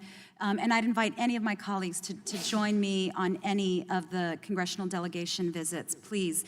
I want to clarify something, a myth that is being perpetrated over and over and over again that needs to stop. This idea that the Democratic Party somehow was in denial about what was happening on the U.S.-Mexico border is really offensive. Here's what we were saying. We were saying that we saw the challenge facing us. I saw the challenge facing us. I saw it up close at my front door, my community. When it became a crisis is when this administration chose to implement policies that were cruel. That's why it's a humanitarian crisis. This country has incredible resources. DHS has incredible resources. It's not a question of resources, it's a question of will. Thank you. I yield back. And I yield back. The gentleman yields back. For what purpose does the gentlelady from Alabama seek recognition? I move to strike the last word. Gentlelady is recognized. Mr. Chairman, if you'll indulge me, I'd like to ask you a question. Yes. For the benefit of your members and ours on both sides of the aisle, I'd like for you to lay out for us what exactly, with respect to the Mueller hearing next week, what exactly you agreed to, and most importantly, why you agreed to it. I'm not going to comment on that at this hearing. It is beyond the scope of this hearing. All right, I'd like to yield the remainder of my time to the ranking member. Thank you. I appreciate the gentlelady yielding. Let me just correct. It's not a hearing, it's a markup. It's beyond the scope of this markup. I guess wondering why half the committee can't answer what questions next week is beyond the scope of a markup, but that's fine. But Mr. Cohen, and I appreciate Mr. Cohen, we have done a lot of things together, but he's entitled to his own opinion, but not his own facts. I have never said underling today. It's not something that I typically use, not said that. So he can find it from someone else that may have said it, but you do not attribute that to the ranking member. And that didn't happen. This is a whole different issue we're dealing with. But also it goes back to something that was said earlier, because we were actually sent letters saying we've actually outreached, because I made in my opening statement that a lot of this has never been outreached. Let's show you how important immigration was to this majority. That in January they reached out, the next reach out was May. The next formal reach out was May 20th or 29th, around that time. That's how long it took to reach back out on an issue that is of very much importance. And we agree that it's important, but let's don't become all of a sudden saying it's just, you know, something that we need to do subpoenas on that we've not followed up. And you've not followed up on it, you've not sent that. It from January to May tells me that there was other things on your mind. When we understand this, the interesting thing also is the fact that, again, with facts being facts, Mr. Cohen will get to ask questions next week. I don't think you're going to get to, Mr. Raskin. And you're good. Shame you got left out. And also, we can't get a reason why either. I think the interesting thing today is this is just a continuing free fall of process in this committee. And that's the sad part that we have today. With that, I yield to the gentleman from Florida. The gentlelady from Texas, in her prior claim of time, said it was offensive to assert that Democrats were in denial about the crisis on the border. I would invite my Democratic colleagues to go to my official Twitter account, where I have posted an interview from January 9th, 2019. It was on CNN, not exactly a hostile network for you folks. And it's, well, let me just play what the question was. And it's Jim Clyburn, the Democratic whip, answering the question. The president said there's a humanitarian crisis at the border, is there? Absolutely not. The president said there's a humanitarian crisis at the border, is there? Absolutely not. The president said there's a humanitarian crisis at the border, is there? Absolutely not. The president said there's a humanitarian crisis at the border, is there? Absolutely not. The president said there's a humanitarian Point of order. crisis at the border, is there? Absolutely not. The president said there's a humanitarian crisis at the border, is there? Absolutely. Just, I guess it's a parliamentary inquiry. Is it appropriate for a member to just put on a loop a teeny soundbite out of context? Is that allowed? The gentleman controls the time. I'm not aware of any rule that would preclude him from doing so. Thank you. Gentleman is... Thank you. I think I still control the time. And I just think that's quite something. That when you're fed back your own words from your own leadership from earlier this year, you think that's out of context and inappropriate and not allowed. Again, we didn't raise the issue. It was the gentlelady from Texas that said, these allegations from Republicans that we were in denial, they're offensive. We've always known of the crisis. And the Democratic whip laughed. Absolutely not. Laughed. Thought it was laughable. Thought it was funny. You know who doesn't think it's funny? The Trump administration, because Secretary McAleenan has been ringing the warning bell for months about the crisis. He begged you all to take action more quickly. One of the reasons why so many young people, so many vulnerable people are in tragic conditions is because we didn't act when the administration wanted us to provide funding that was absolutely necessary to care for people. And so it is appropriate to question why we are in these conditions, but it wasn't the Republicans that were in denial. It was all of you, and it was in your own words from your own leadership. Be offended with the Democratic whip, not House Republicans. I yield back. The gentleman yields back. It's actually my time. He's yielding back to Lady from me. Alabama. I'll yield the last 12 seconds to Mr. McClintock. Just to fill in a few gaps, Speaker Pelosi called the situation a fake crisis at the border. Chuck Schumer called it a crisis that does not exist. Steny Hoyer said there's no crisis at the border. Hakeem Jeffries said there's no crisis at the border.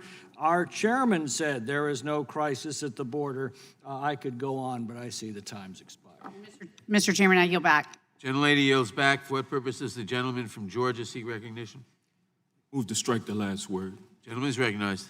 Thank you. I rise in support of the amendment in the nature of a substitute so that we can issue subpoenas and get at this zero tolerance policy and other separation, family separation policies of this administration. And I've been listening to all of the crocodile tears being shed about the inability to question Mueller. I have sat through the reverse psychology and the psychological operations that some folks are trying to play, and but it does not detract the American people away from this administration's shamed action in implementing inhumane practices at our border. President Trump publicly announced this time last year that this family separation policy was over. And that was after his administration had stated repeatedly that there was no family separation policy. And since that time, we've seen the effects of the child separation policy with children, hundreds of children, if not thousands, being lost to their parents. We don't know how many children there are that remain in these $775 a night facilities, being inadequately housed, being inadequately fed, being inadequately clothed, being inadequately cared for in terms of toothpaste, toothbrushes, hand towels, the basic stuff that you give to even prisoners of war. These child detainees are being deprived of, and it's all part of the, we talk about the military-industrial complex. Well, we have a prison-industrial complex in this country. It consists of the private for-profit prison industry and the Department of Homeland Security, which is its government supplier of goods. Who are the goods? It's the children of the immigrants. And they're being treated worse than POWs. This administration has shamed America in the eyes of the rest of the world. We've heard stories about children dying in the care of Border Patrol, men, women, and children arriving at our border seeking asylum from places like Honduras, where we support their military, where their military is engaged in drug smuggling, where the military is engaged in gang killings, rapes, terrorism, driving those folks from their own countries and forcing them to come to our borders. We're supporting that. And then when they get here and claim asylum, we're stopping them from claiming asylum. We turn our backs on them, and those who we can lock up, we fill up our private for-profit detention facilities with them, and then we ask the taxpayers for more money, claiming that there is a crisis at the border. Well, there is a crisis at the border. It's of the Trump administration's own making, and it's been aided and abetted by people here in Congress who sit here as if they were hand puppets and saying what the administration wants them to say. And then we get here today when we're talking about bringing some of these administration officials here, and we get claims, we get righteously indignant claims about, I'm not going to be able to question Mueller. Not one person on the other side of the aisle has voiced any displeasure with the way that the children are being treated at our border. It's really stunning where we are on this committee. I think Congress needs to act swiftly to stymie this ongoing crisis. Members of Congress who want to visit migrants in detention facilities are being turned away from these detention facilities that we are paying hundreds of $millions to fund. It's not fair, it's not right, it's not just. We need to bring it to an end. That's why I support this amendment, and with that, I yield back the remaining 1 second of my time. The gentleman yields back. The gentlelady from Texas is recognized for a unanimous consent statement. Thank you, Mr. Chairman, and, oh, I'm sorry. I said the gentlelady from Texas. There are two. There are two. I ask unanimous consent to submit into the record an article, the New York Times, Trump urged Homeland Security official to close border despite an earlier promise of delay, April 12, 2019, and an article dated June 21st, 2019. There is a stench, soiled clothes, and no baths for migrant children at a Texas center. The New York Times. I ask unanimous consent to submit that into the record. Without objection, those articles will be entered into the record. And I now recognize the gentlelady Thank you. from California for a unanimous consent statement. I just would ask unanimous consent that my statement indicating that I was in the Science Committee this morning on a very important hearing on climate change was the only reason why I was not able to be here this morning, and I counted on my colleagues to articulate the reason why we need this information from the department and these witnesses. Without objection, the statement will be entered into the record. For what purpose does the gentleman from Florida seek recognition? Move to strike the last word. Without the gentleman is recognized. Thank you, Mr. Chairman. I honestly don't know where to start, so I'll start in responding to the gentleman from the other side of the aisle on basically insinuating that Republicans don't care about the humanitarian crisis at the border when 176 Republicans voted for the border humanitarian supplemental and 129 Democrats voted against it or voted for it. So there's more Republicans that voted for the border humanitarian funding than Democrats were. So I don't understand this auspice that we as Republicans don't care about the humanitarian crisis on the border. I think it's absolute. You know, I've only been in Congress 6 months. I came from a state legislature, served 8 years in the state legislature in Florida, and I chaired the Florida Senate Judiciary Committee in a state where there's 22 million people, and never as the chairman of the Florida Senate Judiciary Committee would I have ever disallowed members of my committee, in the minority or in the majority, to not have the opportunity to question a witness of such import as Bob Mueller. So it's my understanding, as of yesterday, I was told that we would have a closed-door session after the open-door session where members who aren't in the famous 11 to be able to question would have the opportunity to question him in a closed-door setting. So at least we would have an opportunity as members of this committee to ask him the important questions that I think every member of this committee should have the opportunity to ask him. I would think even my colleagues who came in my class as in the Democrats are a little upset by the fact that they're not going to have the opportunity to ask one of the biggest witnesses that has been brought to this committee that everybody's been talking about on both sides of the aisle for the last 6 months, and ask them what questions they feel is important.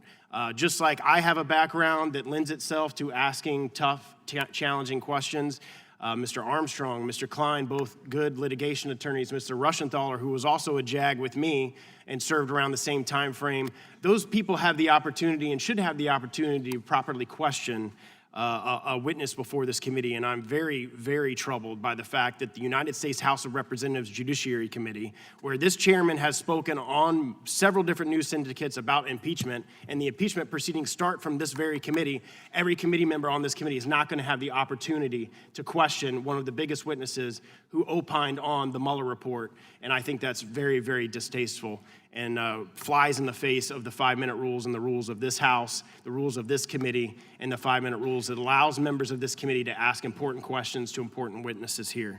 I just think it's a travesty, and I look forward to supporting those 11 that get the opportunity to speak, and I would yield my time to any Republican member. I will yield my time to Mr. Gates of Florida. Thank the gentleman for yielding.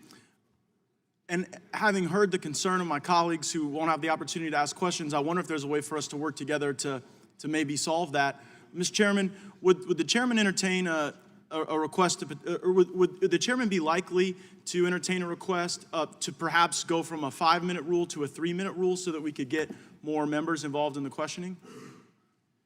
The rules of the House and the rules of the committee provide for a 5-minute rule. Nothing prevents members on a voluntary basis from yielding time. Yeah, I don't expect us to sort this out here on this markup, but That's my observation. yeah, but would the chairman be willing to enter into negotiations with the minority about perhaps a unanimous consent rule package before the Mueller hearing to maybe reduce the amount of time and increase the member participation? I'm not asking the chairman to commit to it, but will the chairman entertain those negotiations with the minority?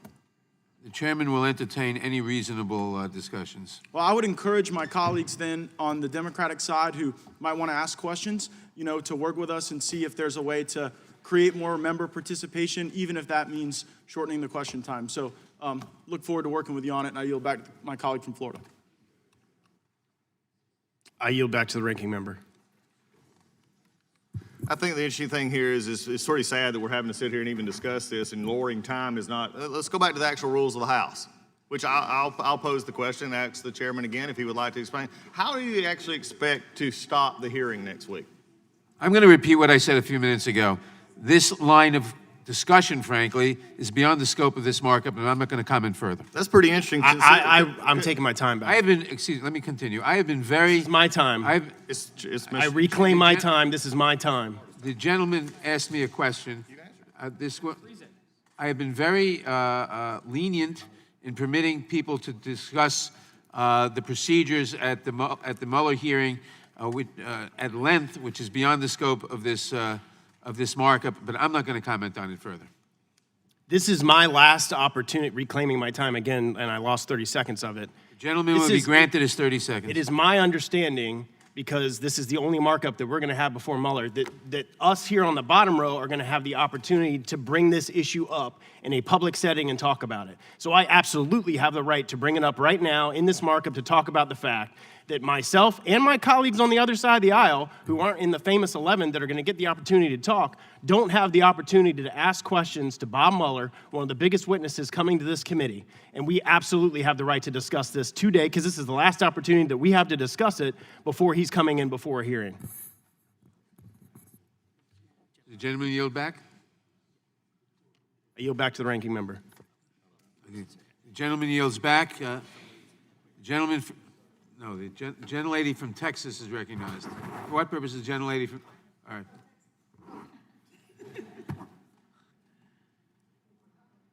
For what purpose does the gentlelady from Texas seek recognition? Mr. Chairman, to strike the last word. Gentlelady's recognized. Thank you, Mr. Chairman, and I do want to thank you for your leadership on this issue. I think it's very important that we move forward.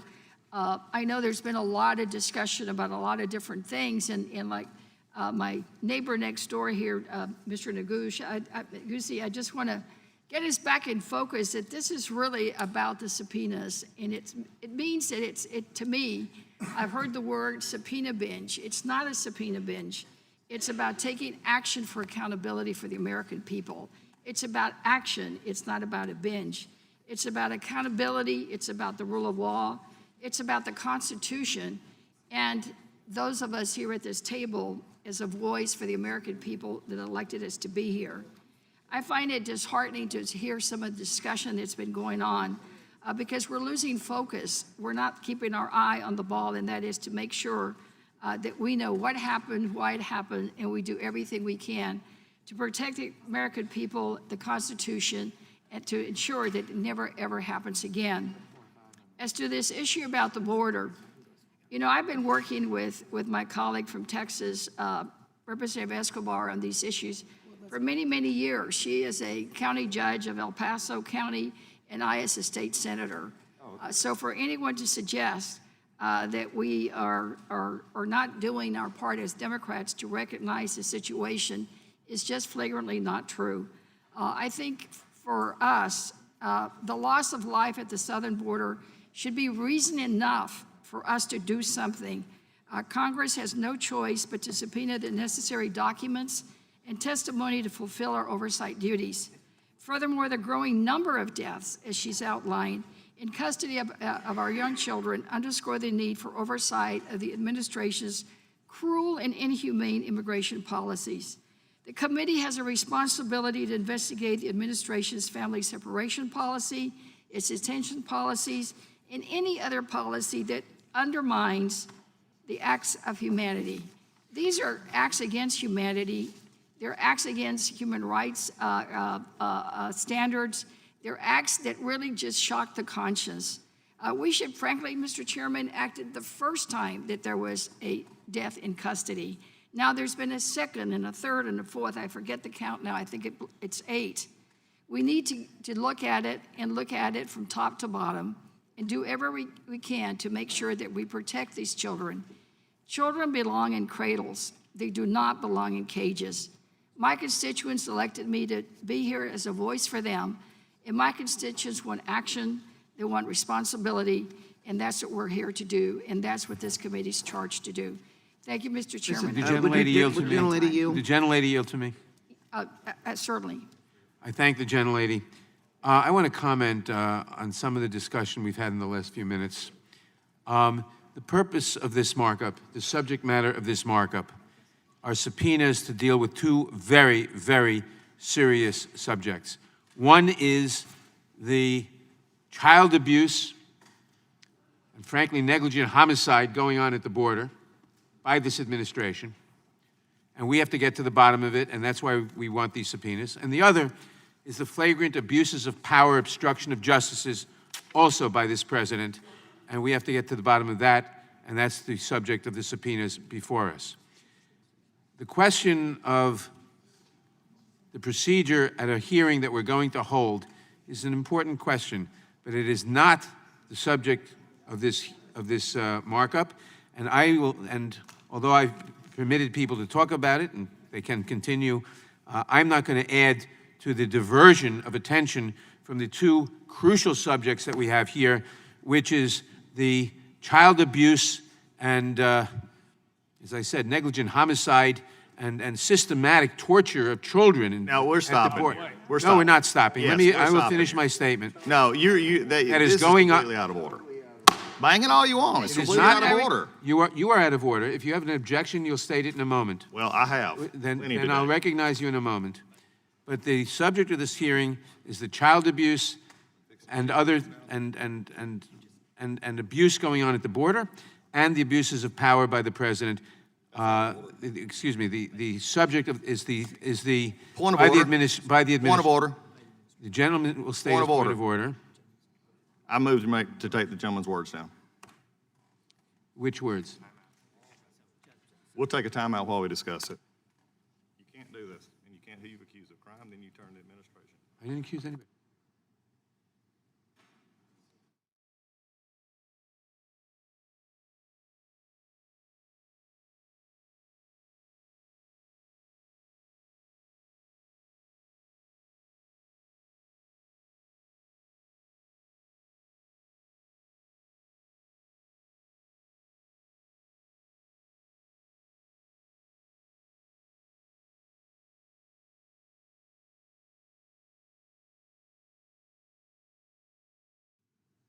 Mr. Chairman. Mr. Chairman.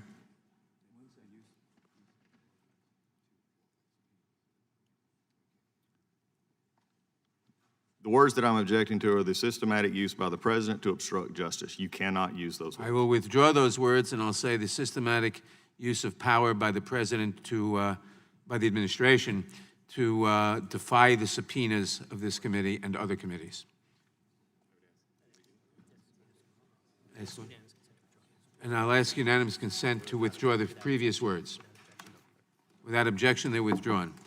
To summarize, the purpose of this markup is to consider the child abuse and other terrible things happening at the border and the subjects that we discussed a moment ago by the administration, and to issue subpoenas to get to the bottom of both of them.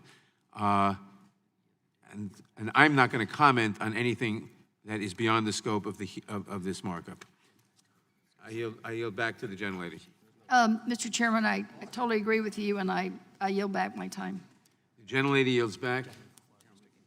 For what purpose does the gentleman from Florida seek recognition? Strike last word. Gentleman is recognized. Thank you, Mr. Chairman. I believe House Democrats need to take a hint from the American people. the vast majority of the American people do not support this impeachment and drag that continues to fester up in the House Judiciary Committee. I would suggest that you need to move on issues that impact the lives of the American people, not your own politics and the affliction of your own Trump derangement syndrome. During the last Congress, it was all about the Mueller report. Didn't matter that committees in the House and Senate had found that there was no criminal conspiracy with Russia. We just had to keep calling the president an agent of a hostile foreign power while we waited for the Mueller report. Well, then we get the Mueller report. Mueller report concludes that there is no criminal conspiracy between the Trump campaign and Russia. Well, then it can't be about the written word of the Mueller report. Then we got to get Mr. Mueller here. He's got to be here. He's got to bring it to life with his words. So very well, we prepare. No Republicans objected to Mr. Mueller coming. He's on his way next week. But now we're here voting on these subpoenas because it still won't end with Mueller's testimony. Even if Mueller comes and answers your questions, you already know that you want to bring in these 12 additional witnesses regardless of what Mr. Mueller says. So it sort of begs the question, why are you bringing Mueller in the first place if this is never going to be over? And that's really the message to the American people. They're never going to get over this, okay? They couldn't deal with the fact that Donald Trump won the election when all the media pundits and all the Democrat talking heads said he had zero chance to win. Remember, he was supposed to lose $100 million to zero, according to the FBI lovebirds, but he wins. They can't deal with it, and so then they have to go delegitimize the presidency through all of these endeavors, and now we've got the dispositive proof. I don't think there are any Americans who truly believe there was a criminal conspiracy between the Trump campaign and Russia who are not Democrat members of Congress.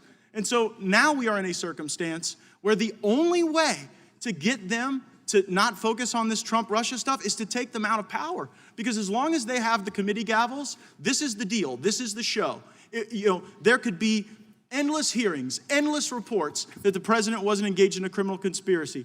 I tend to think that the more productive endeavor is to figure out why in the heck the president was falsely accused for 2 years. How did we get to a point where political opposition research, dirt that was paid for by Democrats, polluted by Russians, shuttled into the senior levels of our government by deep state actors like Bruce and Nellie Orr, how did all of that function as a basis to divide us and distract us? The gentlelady who spoke earlier said, we're losing focus. Yeah, we're definitely losing focus. We should be focused on reducing prescription drug prices. We should be focused on the nearly 5,000 people who show up every day at the southern border that the Trump administration has been talking about. We should be focused on ways to limit burdens on Americans so that they can live the full potential of their lives. But they'll never get over it. There will never be an end for them.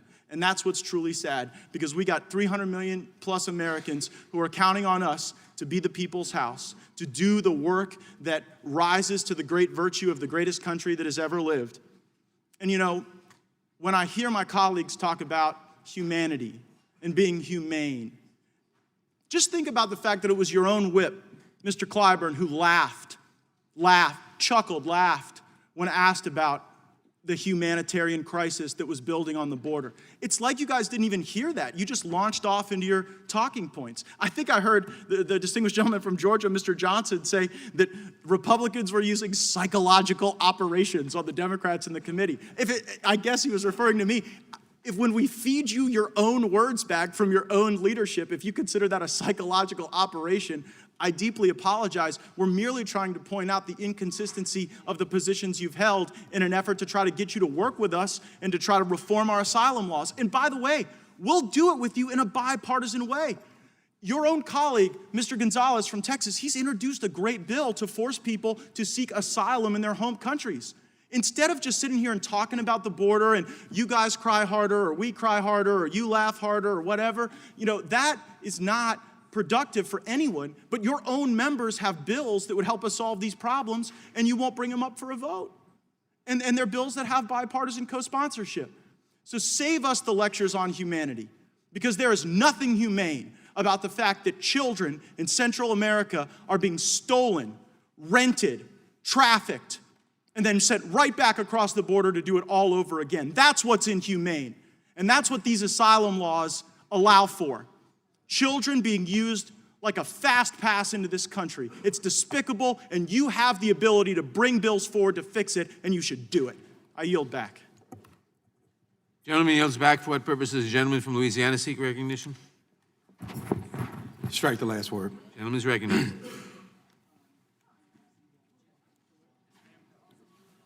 Mr. Chairman, the truth is I don't know where to start responding to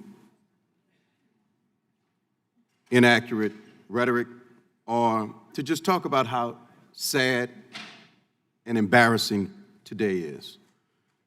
And we're arguing about a humanitarian crisis that is created by Donald Trump.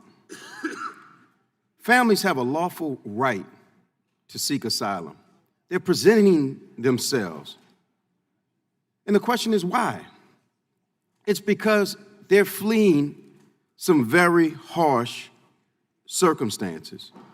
And what we as Americans have yet to do is to acknowledge and accept our role in the circumstances that they face. The cartels, the fact that we buy a majority of the drugs that are made over there. We contribute to the despicable conditions that they're trying to flee from. It was also mentioned here that there were giants that chaired this committee. Truth is, there were giants that were on this committee. But what made them giants is the fact that they stood up for justice, no matter which team was doing the injustice, that they never deferred their moral compass to a person without one, to a person who from day one when he announced his candidacy smeared immigrants as rapists and gang members. And if you don't have the courage to stand up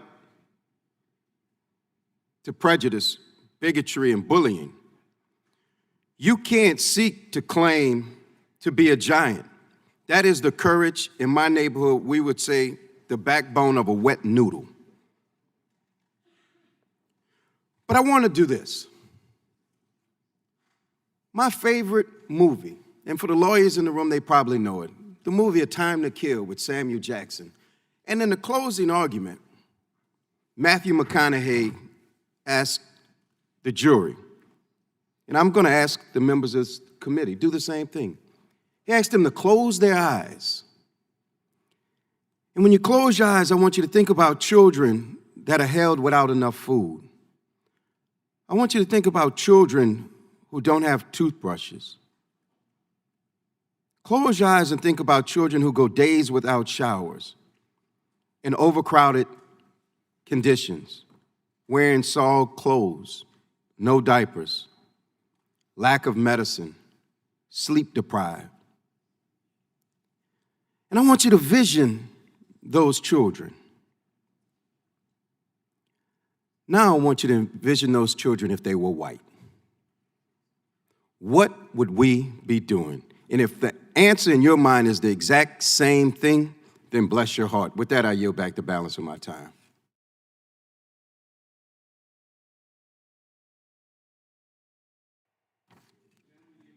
Gentleman yields back. The gentlelady from Pennsylvania, for what purpose does she seek recognition? Move to strike the last word. Gentlelady is recognized. Thank you, Mr. Chairman. I speak in support, strong support of your amendment, Mr. Chairman. It's very important that we zero in on the zero tolerance policy and the family separation policies and practices. It's very important that we take a look at and expose the conditions of the detention of children, families, adults, women. I had the sad privilege on July the 1st and July the 2nd to travel to the border. On July the 1st, thanks to Veronica Escobar, who put together a codel of congressional people, we visited El Paso. We visited adult women in El Paso Border Station 1. And I'm going to quote John Lewis, because he visited Homestead with us also. He said, "We've come to learn and to bear witness." What we saw there, what we were able to bear witness to, is inhumanity and incompetence by this administration over the separation of children and the detention of immigrants. In one small, cold cell that we got access to, there were 15 women from Cuba. They had been held for 56 days. When we said, when did you come into this cell? They said, only today. They had been in tents or other outside temporary conditions for 56 days. Their lips were cracked with exposure, with lack of water. It was a cell, a prison cell. I counted the cinder blocks, 10 by 13, concrete floor. They were lying in blue sleeping bags. We asked, when did they get the sleeping bags? They said only recently, a donation from the Forestry Service. Prior to that, they had been using those Jiffy Pop blankets out in the elements, out in the exposure. When we took a look at the stainless steel toilet for 15 women with no lid on the toilet, we flushed it and it worked, but the sink above it did not work. And when we asked about that, they said, oh yeah, we put in a slip for that. And the women told us they were instructed to drink out of the toilet because that was clean enough water. We came to bear witness. 3 of the women were sick, 2 with epilepsy, 1 with a brain aneurysm. A 4th woman asked me to touch her back because she had a profound lump on her back, but there was no time to help her get the biopsy or treatment or diagnosis she might need. 1 woman, 58, they all cried, by the way, a hopeless kind of a cry, scared 56-day-long kind of a cry. I'll move on to when we went to Clint, where we saw 25 children in a facility that 2.5 weeks ago had 250 children, and 2.5 months ago had 700 children, a facility that was meant for 106 male adults. Picture what that must have looked like before they moved out all those children because Congress was coming to see them. Mr. Chairman, the committee is not in order. Gentleman is correct. The committee will come back to order. In Clint, we were not allowed to talk to the children, so we went to the prison door where they were being held, 6 children in 1 cell, for example. We tried to say who we were. We're Congress. We're here to help you. I held up a simple note. I said, we love you. We heart you. The guard yelled at me, chided me, don't communicate. You have no business communicating. And then the children slipped a note out to us. Again, the guard was annoyed, thinking we were slipping something into the children. And the children said to us, when it was translated, how can we help you? How can they help us? They retained their humanity as the guard's humanity was ebbing away. And then we went to Homestead, where 2,296 children, at the time we visited on July the 2nd, are being held for profit. And it was a beautiful facility. They wanted us to see a massive auditorium, twice the size of this, empty. A massive cafeteria, 3 times the size of this, empty and not a smell of food, just a chef in a chef's coat telling us of the great food they prepare. Of the 2,300 kids that were there, we got to see about 30 of them. And John Lewis movingly spoke to them and talked about this country in a better place and a better way and how they were welcome.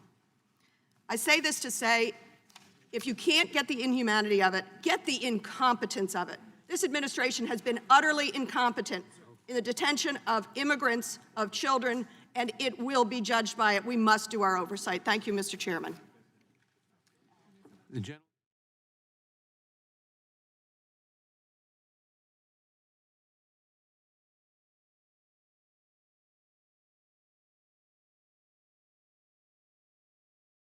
For what purpose does the gentleman from Maryland seek recognition? Move to strike the last word, Mr. Chairman. The gentleman is recognized. Mr. Chairman, I want to rise in favor of the amendment in the nature of a substitute. I want to express my strong support for the subpoenas, both in relation to the zero tolerance policy, the separation of children at the borders, and the miserable conditions of confinement that exist in many of the border detention facilities. I also want to express my support for the subpoenas related to potential presidential abuse of the pardon process, and I want to express my strong support for the subpoenas related to obstruction of justice and other potential crimes committed during the 2016 presidential election and detailed in Special Counsel Mueller's report. I want to first start by saying that there's a very important principle here that I would have thought unified the Judiciary Committee, which is that the House of Representatives has a fact-finding function which is adjacent to and auxiliary to and implied by our lawmaking function. And the Supreme Court has said it repeatedly. Other courts have endorsed the idea repeatedly. We cannot pass the laws we need relating to immigration or obstruction of justice or anything unless we can obtain the information that we want, the information that we need in order to legislate. James Madison said that those who mean to be their own governors must arm themselves with the power that knowledge gives. And the people, through Article 1 of the Constitution, gave us the power to obtain information. Our colleagues across the aisle know it. They use that power expansively, proudly, some would say promiscuously, with their repeated expenditure of tens of millions of dollars related to the Benghazi investigation or Fast and Furious or Hillary Clinton's emails, whatever. You know what? That was their constitutional power. It was our constitutional power to do it.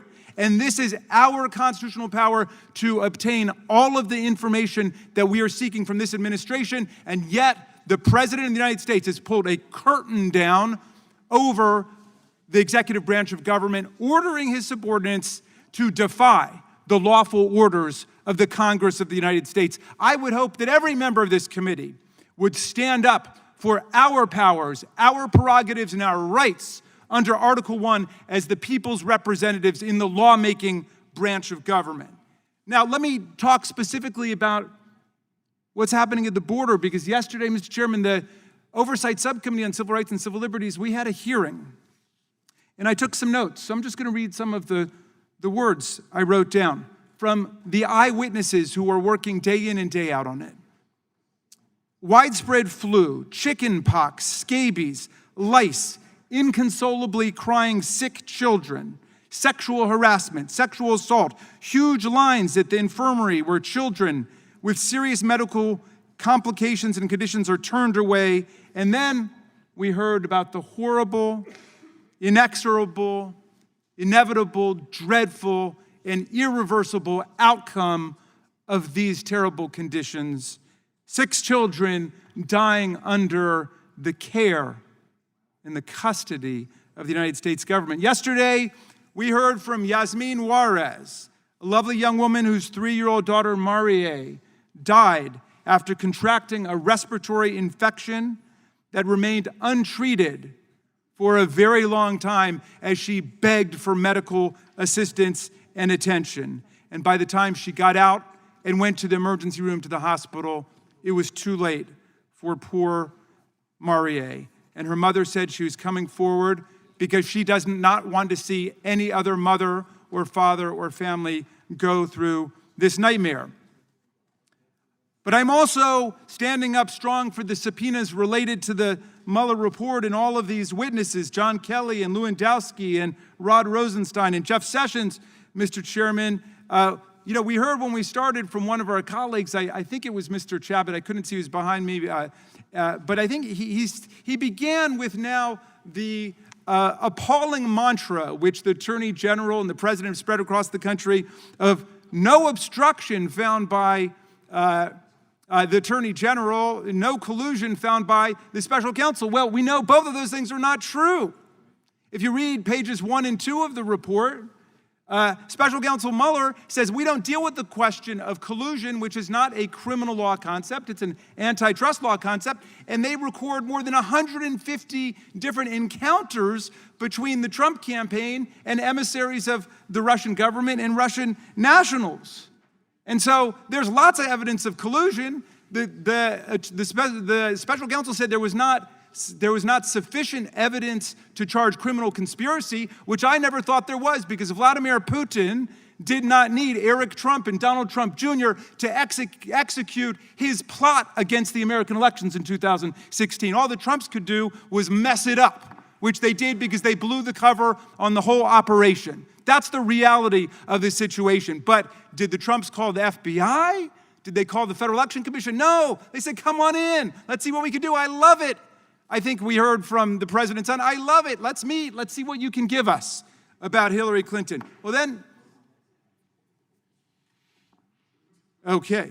I was just getting started. I didn't even get to respond to my friend from Florida, but I'm happy to take some other time if anybody wants to yield. I yield back, Mr. Chairman.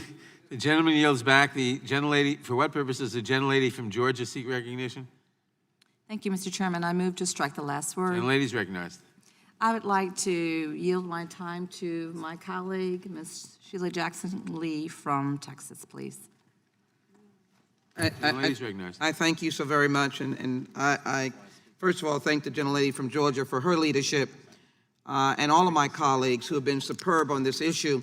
Let me first of all, because there's been a tone of my friends on the other side of the aisle, make it very clear that Democrats do not support open borders. That's the call for 2020, that Democrats support open borders. As I sit next to my friend, Chairwoman Loughran, we're reminded of our visits to the border in 2014 and the President Obama. Both of us were standing at night as children came off of a bus, and the administration handled it completely differently. It was not perfect, but they understood that they would not get the reputation that the United Nations has declared abominable. In the eyes of the world, the actions of this administration, the Trump administration, are abominable, without mercy, without care. And it is imperative that this committee that holds the highest ideals of investigation of this Congress, the Judiciary Committee, over the decades of its incorporation, 1789, as I recall, that this committee has set to do justice. And I believe it is curious, if I might say so, that first of all, the President of the United States are pushing law enforcement to do raids, to conspicuously announce national raids, to create a massive hysteria and danger for officers and those, and to create more unaccompanied children. Because the creation of unaccompanied children are not just those who come across, but as I was told at the border, oh yes, they're unaccompanied because we've taken their family away. So you take their family away from Houston and San Francisco, Chicago and New York and elsewhere, and you create unaccompanied children. And then I think it is particularly curious, and I want to thank the chairman, for the Business Insider said John Kelly's new role on a detention center board set off ethics concern that he may be profiting from the children that he proposed and supported in a zero-tolerance separation policy. Amazing, absolutely amazing, that you leave from being the Secretary of Homeland Security, the Chief of Staff of the President of the United States, promoting child separation, taking families away from their children, not being able to unite every single child with their parent who didn't speak the language and knew they were going to see their child again. And if anyone has joined me, along with other members who saw the attempt to reunite and to see these mothers coming in with a pillowcase of clothing to get children who have been separated for months, and to see the distance and the shock and the trauma of that child not even responding to that mother who was coming longing to be reunited, the few that were lucky enough to be reunited, and the child not responding because they had been traumatized. Secretary Kelly, you leave from this administration and go right to the actors who are in the midst of devastation and separating our children. My colleague from Texas knows that we have something called Emancipation Center in our collective areas that we have been fighting against, that the doors are closed shut, that you can barely get up to the front yard when they are trying to remove you.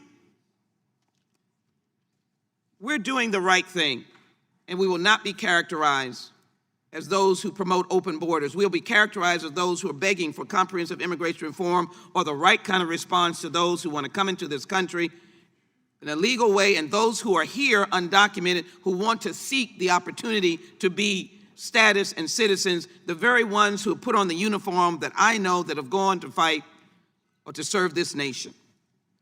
And so I hope that we can get a vote on this and that we will be able to move forward on these subpoenas so that we can do our oversight. I don't know if 11 seconds is good. The gentlelady from Georgia is not here, and I don't know if I can give them to you. You have them. 3, 2. Thank you. I yield back.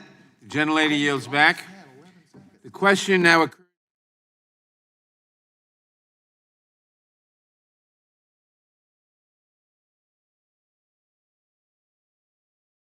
Roll call.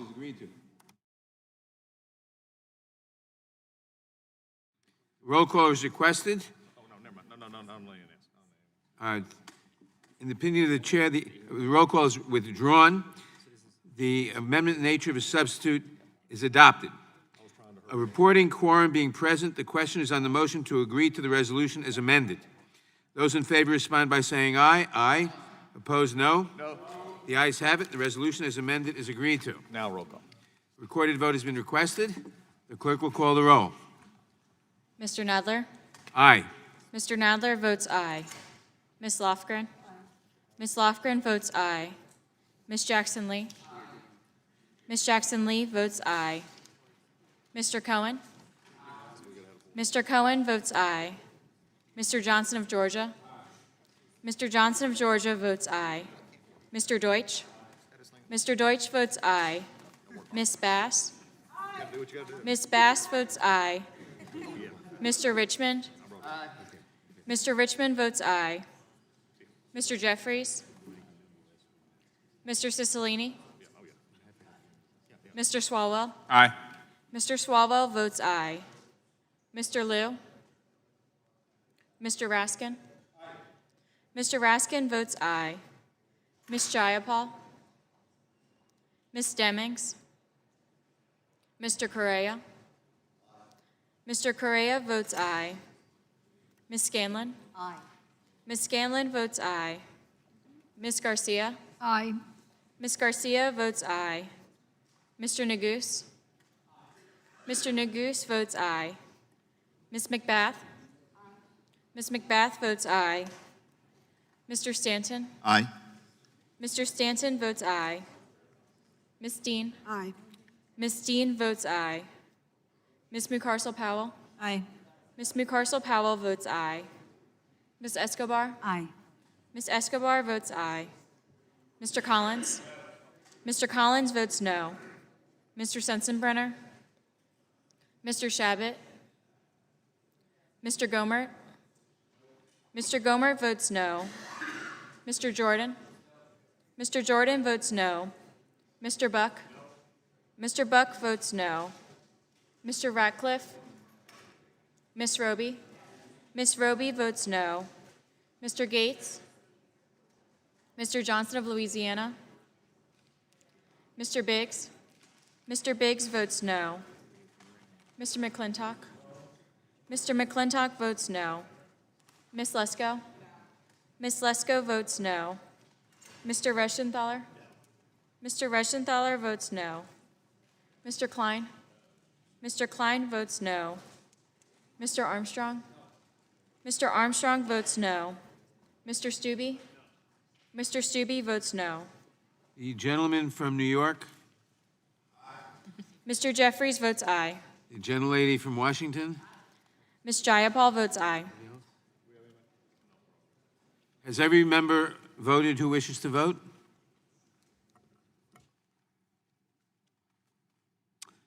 The clerk will report.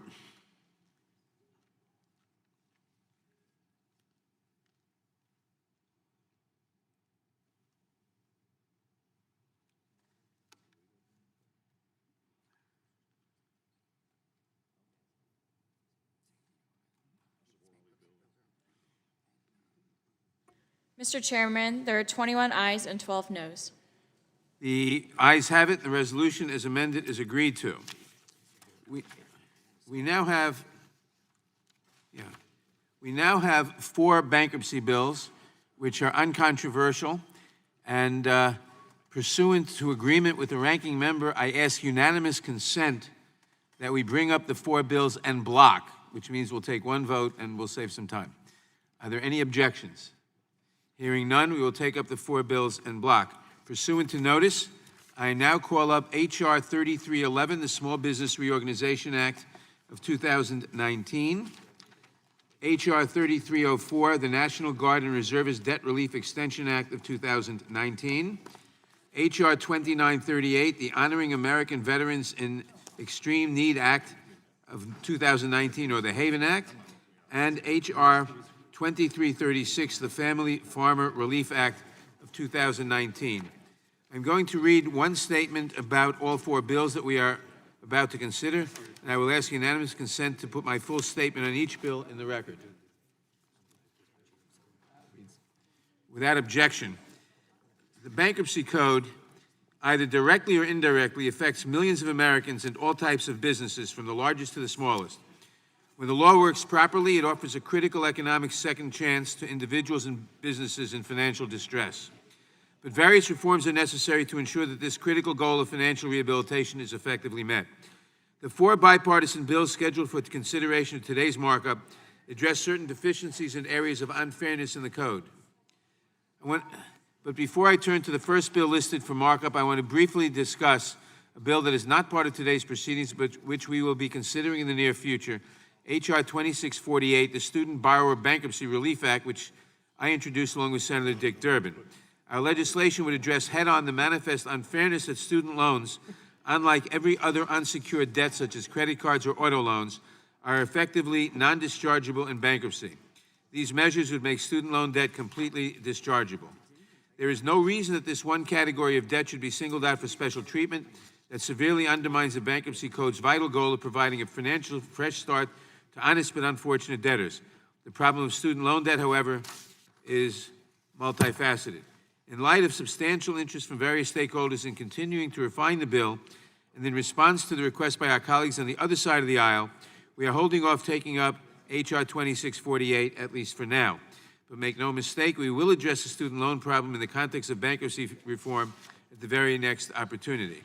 We also plan to consider the need to promote greater transparency and integrity with respect to the ongoing financial reorganization of Puerto Rico under the guidance of the congressionally authorized Financial Oversight and Management Board, particularly with regard to actual or potential conflicts of interest of professional persons retained by the board in connection with the reorganization effort. Now, turning to the first bill listed for markup, H.R. 3311, the Small Business Reorganization Act of 2019, makes a series of reforms to current bankruptcy law needed to better facilitate the financial reorganization of small business debtors.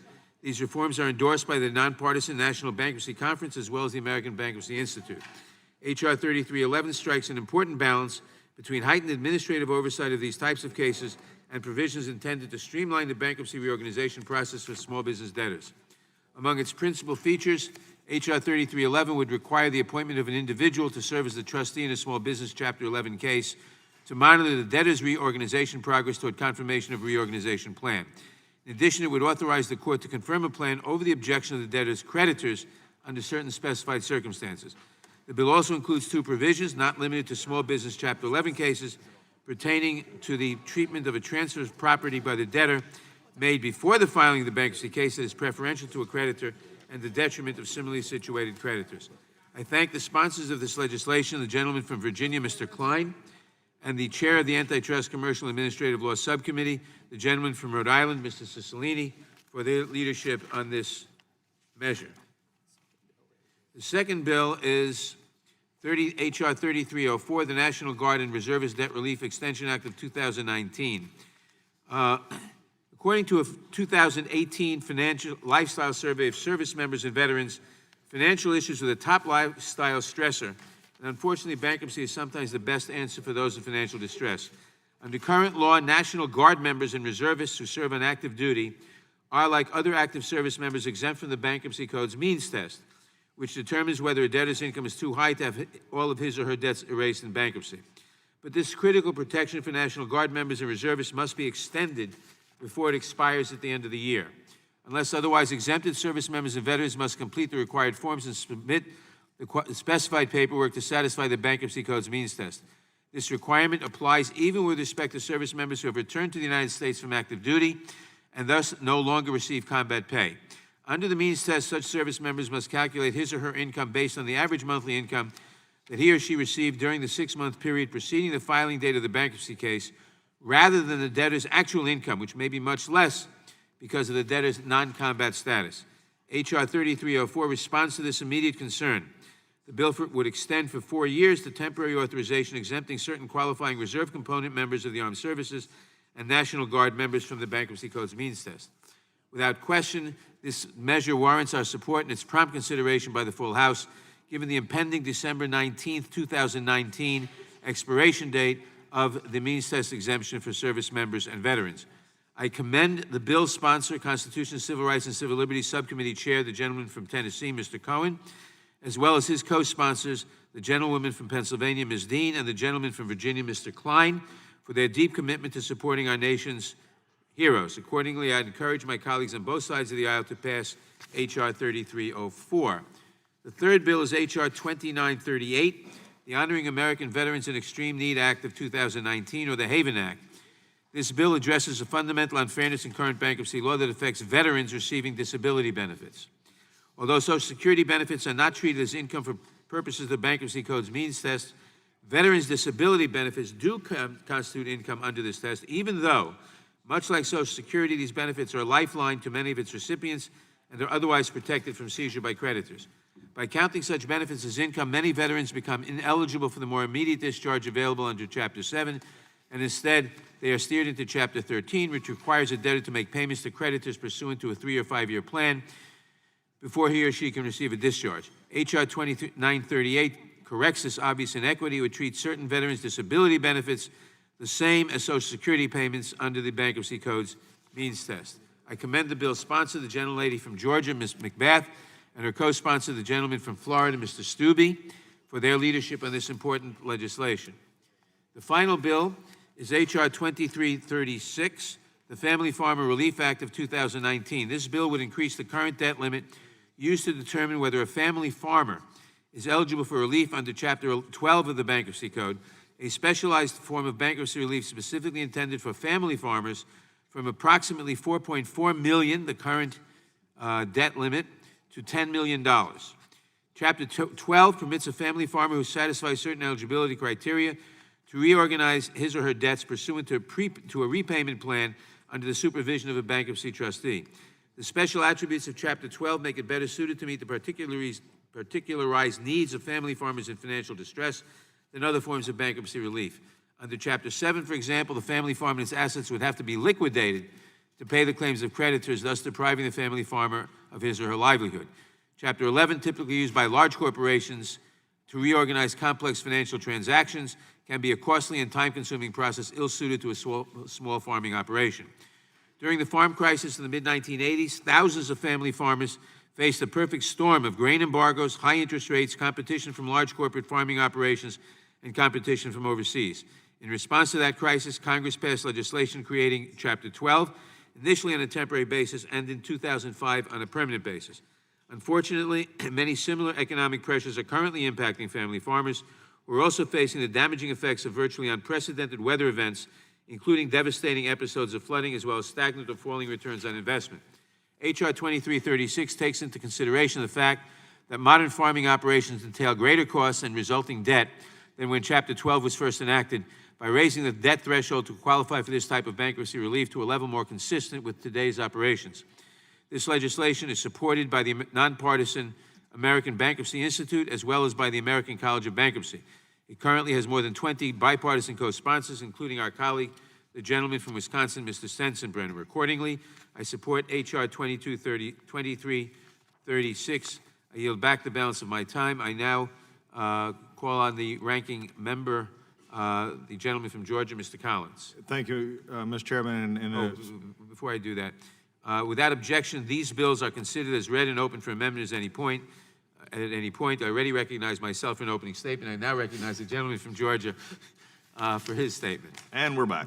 There we go. And again, I appreciate the gentleman and also the unanimous consent request that all my statements for these bills be entered into the record. Without objection. All right, also, and again, I want to thank you, did a good job outlining these bills. I think it's a good work, on our side, Klein, and Mr. Klein, Mr. Stubbe, Mr. Sensenbrenner, also on the other side as well, Mr. Cohen and others who've worked on these bills. And I'm glad to see that, because passage of these 4 bills will testify that this committee can achieve for the American people on a bipartisan basis and in the important areas of law within our jurisdiction when we devote our time and effort and energies to doing what we can do in this committee, and that showed up here in the last few minutes instead of the previous 2.5 hours, which we agreed on. And also Mr. Armstrong, who has worked very hard on some of these bills as well. So we appreciate that. And with that, I'm going to yield back since we're moving forward. Gentleman yields back. I now, for what purpose, the gentleman from Tennessee, Mr. Cohen, seek recognition? Thank you. I just want to thank Mr. Klein and Mr. Burchett, who are co-sponsors on our bill for the reservist and the National Guards folks to get the bankruptcy relief they've been getting for a decade, which needs to be renewed. That's H.R. 3304. These people sacrifice their jobs, oftentimes their businesses, to go to protect us and overseas fights, and they sometimes get into financial difficulty and shouldn't have to have a means test. So I appreciate the bipartisan support. Yield back. I thank the gentleman. I now ask unanimous consent to place a statement by Mr. Cicilline into the record. Without objection, does anyone else seek recognition? A reporting quorum being present, the question is on the motion to report the bills H.R. 3311, H.R. 3304, H.R. 2938, and H.R. 2336 en bloc favorably to the House. Those in favor say aye. Aye. Opposed, no. The ayes have it, and the bills are ordered reported favorably to the House. Members will have 2 days to submit views on each bill. This concludes our business for today. Thanks to all our members for attending. Without objection, the markup is adjourned.